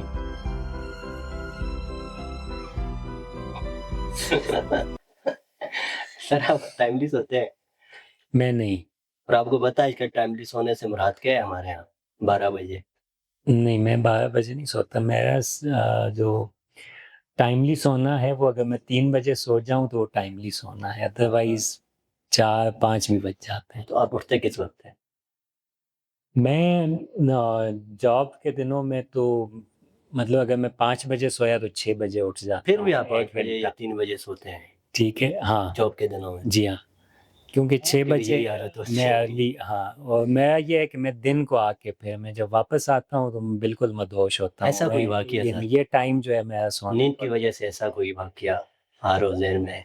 कि नींद की वज़ह से मुझे हाँ, बिल्कुल ऐसा तो नहीं लेकिन इससे मिलता-जुलता एक वाक़या है। हम एक कॉन्फ्रेंस कर रहे थे तो उसमें मुझे याद है कि 3 दिन तक बिल्कुल सोए नहीं थे अच्छा। और रात को भी जागते थे, सुबह कॉन्फ्रेंस, और हुँ, तीसरे दिन जो है ना मुझे वो फ़ील होने लग गया कि जनाब अब चीज़ें जो है ना अब वो हैंड मूवमेंट भी कंट्रोल में हुँ, नहीं हुँ। है। तो इस्लामाबाद से वापस आ रहे थे, मैं ड्राइव कर रहा था तो हसन अब्दाल में मुझे नहीं पता चला कि किस वक़्त मेरी आँख लग गई ड्राइव करते हुए। ओह! ये फ़नी नहीं तो ये वहाँ एडवेंचर है। जहाँ से जहाँ से टर्न करना है वो टीपू सुल्तान चौक जो हाँ, है, हाँ। तो मैं वहाँ से आगे निकल गया सीधा ना। तो मेरा दोस्त जो साथ बैठा हुआ था उसने मुझे कहा कि सोए हो, जागे हो, तब मैं जागा। फिर आगे से जाके हमने टर्न लिया, लेकिन वो ऑन ड्राइव जो है उसका था। अदरवाइज़ मैं मेरा ये है कि मैं हफ्ते के जो 2 दिन होते हैं वीकेंड्स, इनमें अपनी नींद का वो जो पिछला कोटा होता है वो पूरा करता हूँ, बहुत सोता हूँ। तो ख़ैर ये हमारा इसलिए ये इवेंट था हुँ, चूँकि मैं भी मानसरा से हूँ, आप भी मानसरा से हैं और एल्गोरिथम ऐसे है कि ये जो भी हो सबसे पहले चीज़ मानसरा के पास ही जाएगी, मानसरा वालों को वो भी बोलेंगे मानसरा में क्या हो रहा है? ये कौन 2 पागल क्या बात कर रहे हैं? हाँ।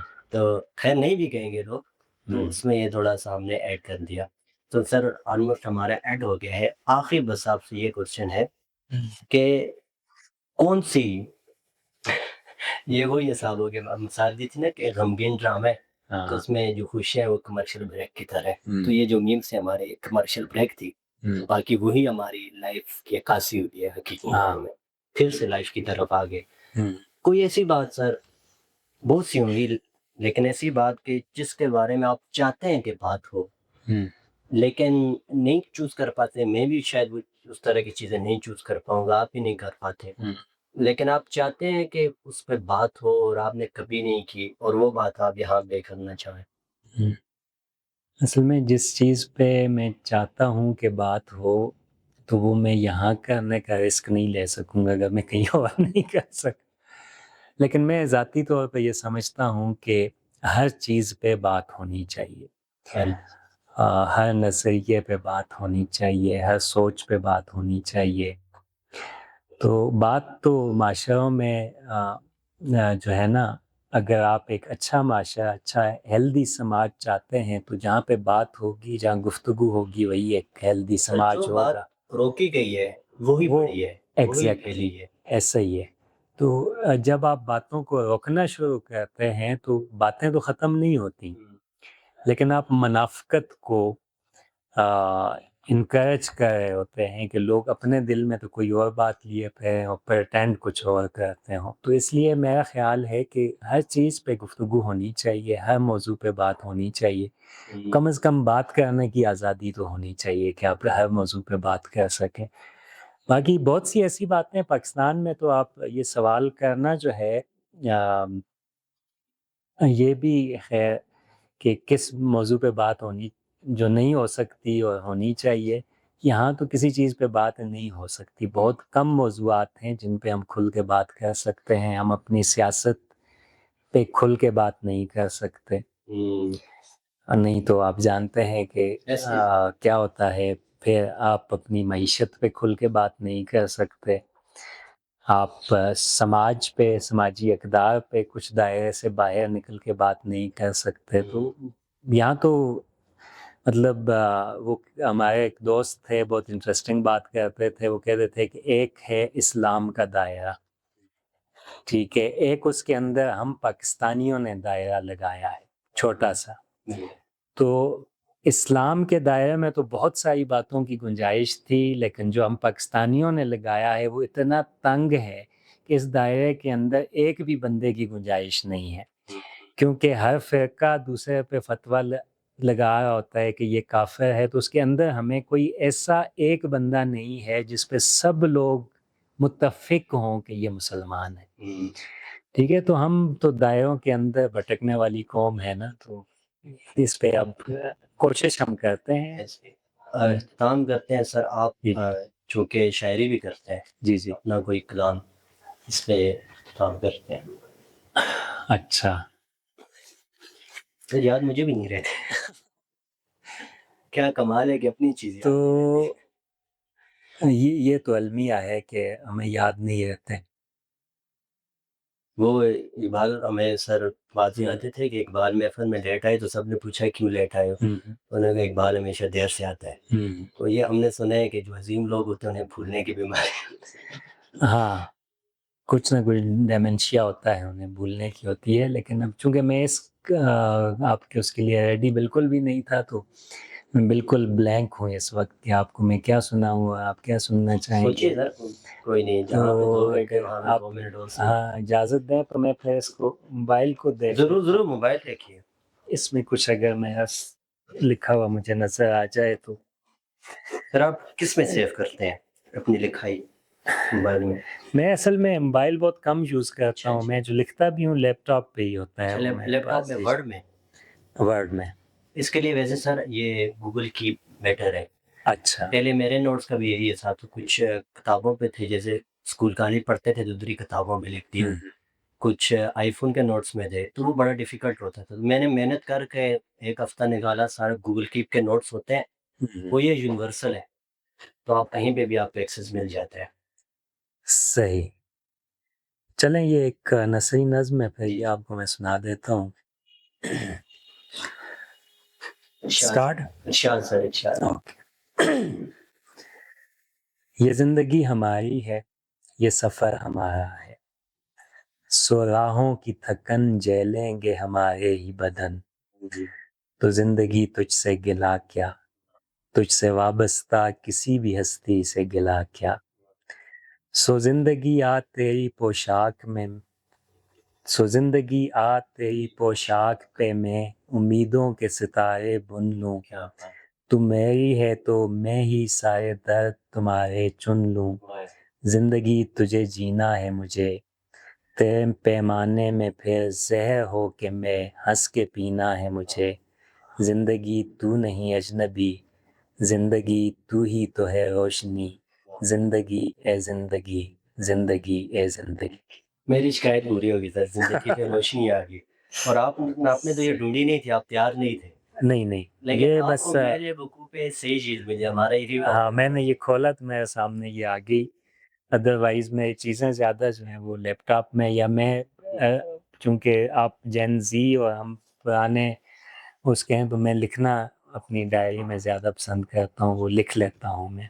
वो सर जो पुराने लोग थे ना पहले, वो आगे बढ़ना पसंद अब जेन ज़ी ये ट्रेंड चल पड़ा है, हर चीज़ पुरानी पसंद करती है उसको हर ये आप ऑनलाइन देखें क्योंकि मैं इंटरेस्टेड हुँ, रहता हूँ ना, हुँ, ऐसी-ऐसी डायरीज़ आई होती है ना, उन्होंने हुँ, उनको खुद पुराना किया होता है, जला हाँ, के हाँ। और ये बोरियाँ नहीं होती आलू वाली, हुँ, हुँ, वो ऊपर चढ़ा के, ऊपर नाम ऐसा लिख ही। के। तो ख़ैर सर ये फिर अलग से टॉपिक है, हुँ, हुँ, अच्छा लगा। और वो मैंने कहा था ना कि अभी ख़त्म तो वो जैसे हमारे घर की ख़वातीन होती हैं, बातें उनकी होती हैं सारी, लेकिन वो दरवाज़े में खड़े होके बातें ज़रूर करती हैं। तो हुँ, ये भी हमारा दरवाज़ा था, दरवाज़े सही। पे खड़े। तो बहुत इंशाल्लाह फिर कभी मिल बैठेंगे किसी गुफ्तगू पे, फिर बात करेंगे। तो वैसे तो किसी पॉडकास्ट का इख्तिताम इस तरह से होता नहीं है, हुँ, लेकिन ये नाम पॉडकास्ट का है, वैसे ये हमारी वही गुफ्तगू है कि शायद ये हम ज़िंदगी में कभी साथ होते, फिर भी ये गुफ्तगू होती। थैंक यू ऐसा सो ही। Much sir. Thank you so much जी। ये मेरे लिए it was one of the wonderful experiences. जिस तरह की गुफ्तगू आपके साथ यहाँ पे रही तो कहीं और इस तरह की गुफ्तगू मेरी नहीं हुई। जिस तरह से आपने ज़िंदगी के उन इम्पोर्टेंट क्वेश्चंस को जैसे आपने मुझे मजबूर किया कि मैं अब बार-बार अपने लाशऊर में गोता लगाऊँ और फिर बाहर आऊँ। तो it was wonderful and wish you all the best. Thank you sir. Thanks to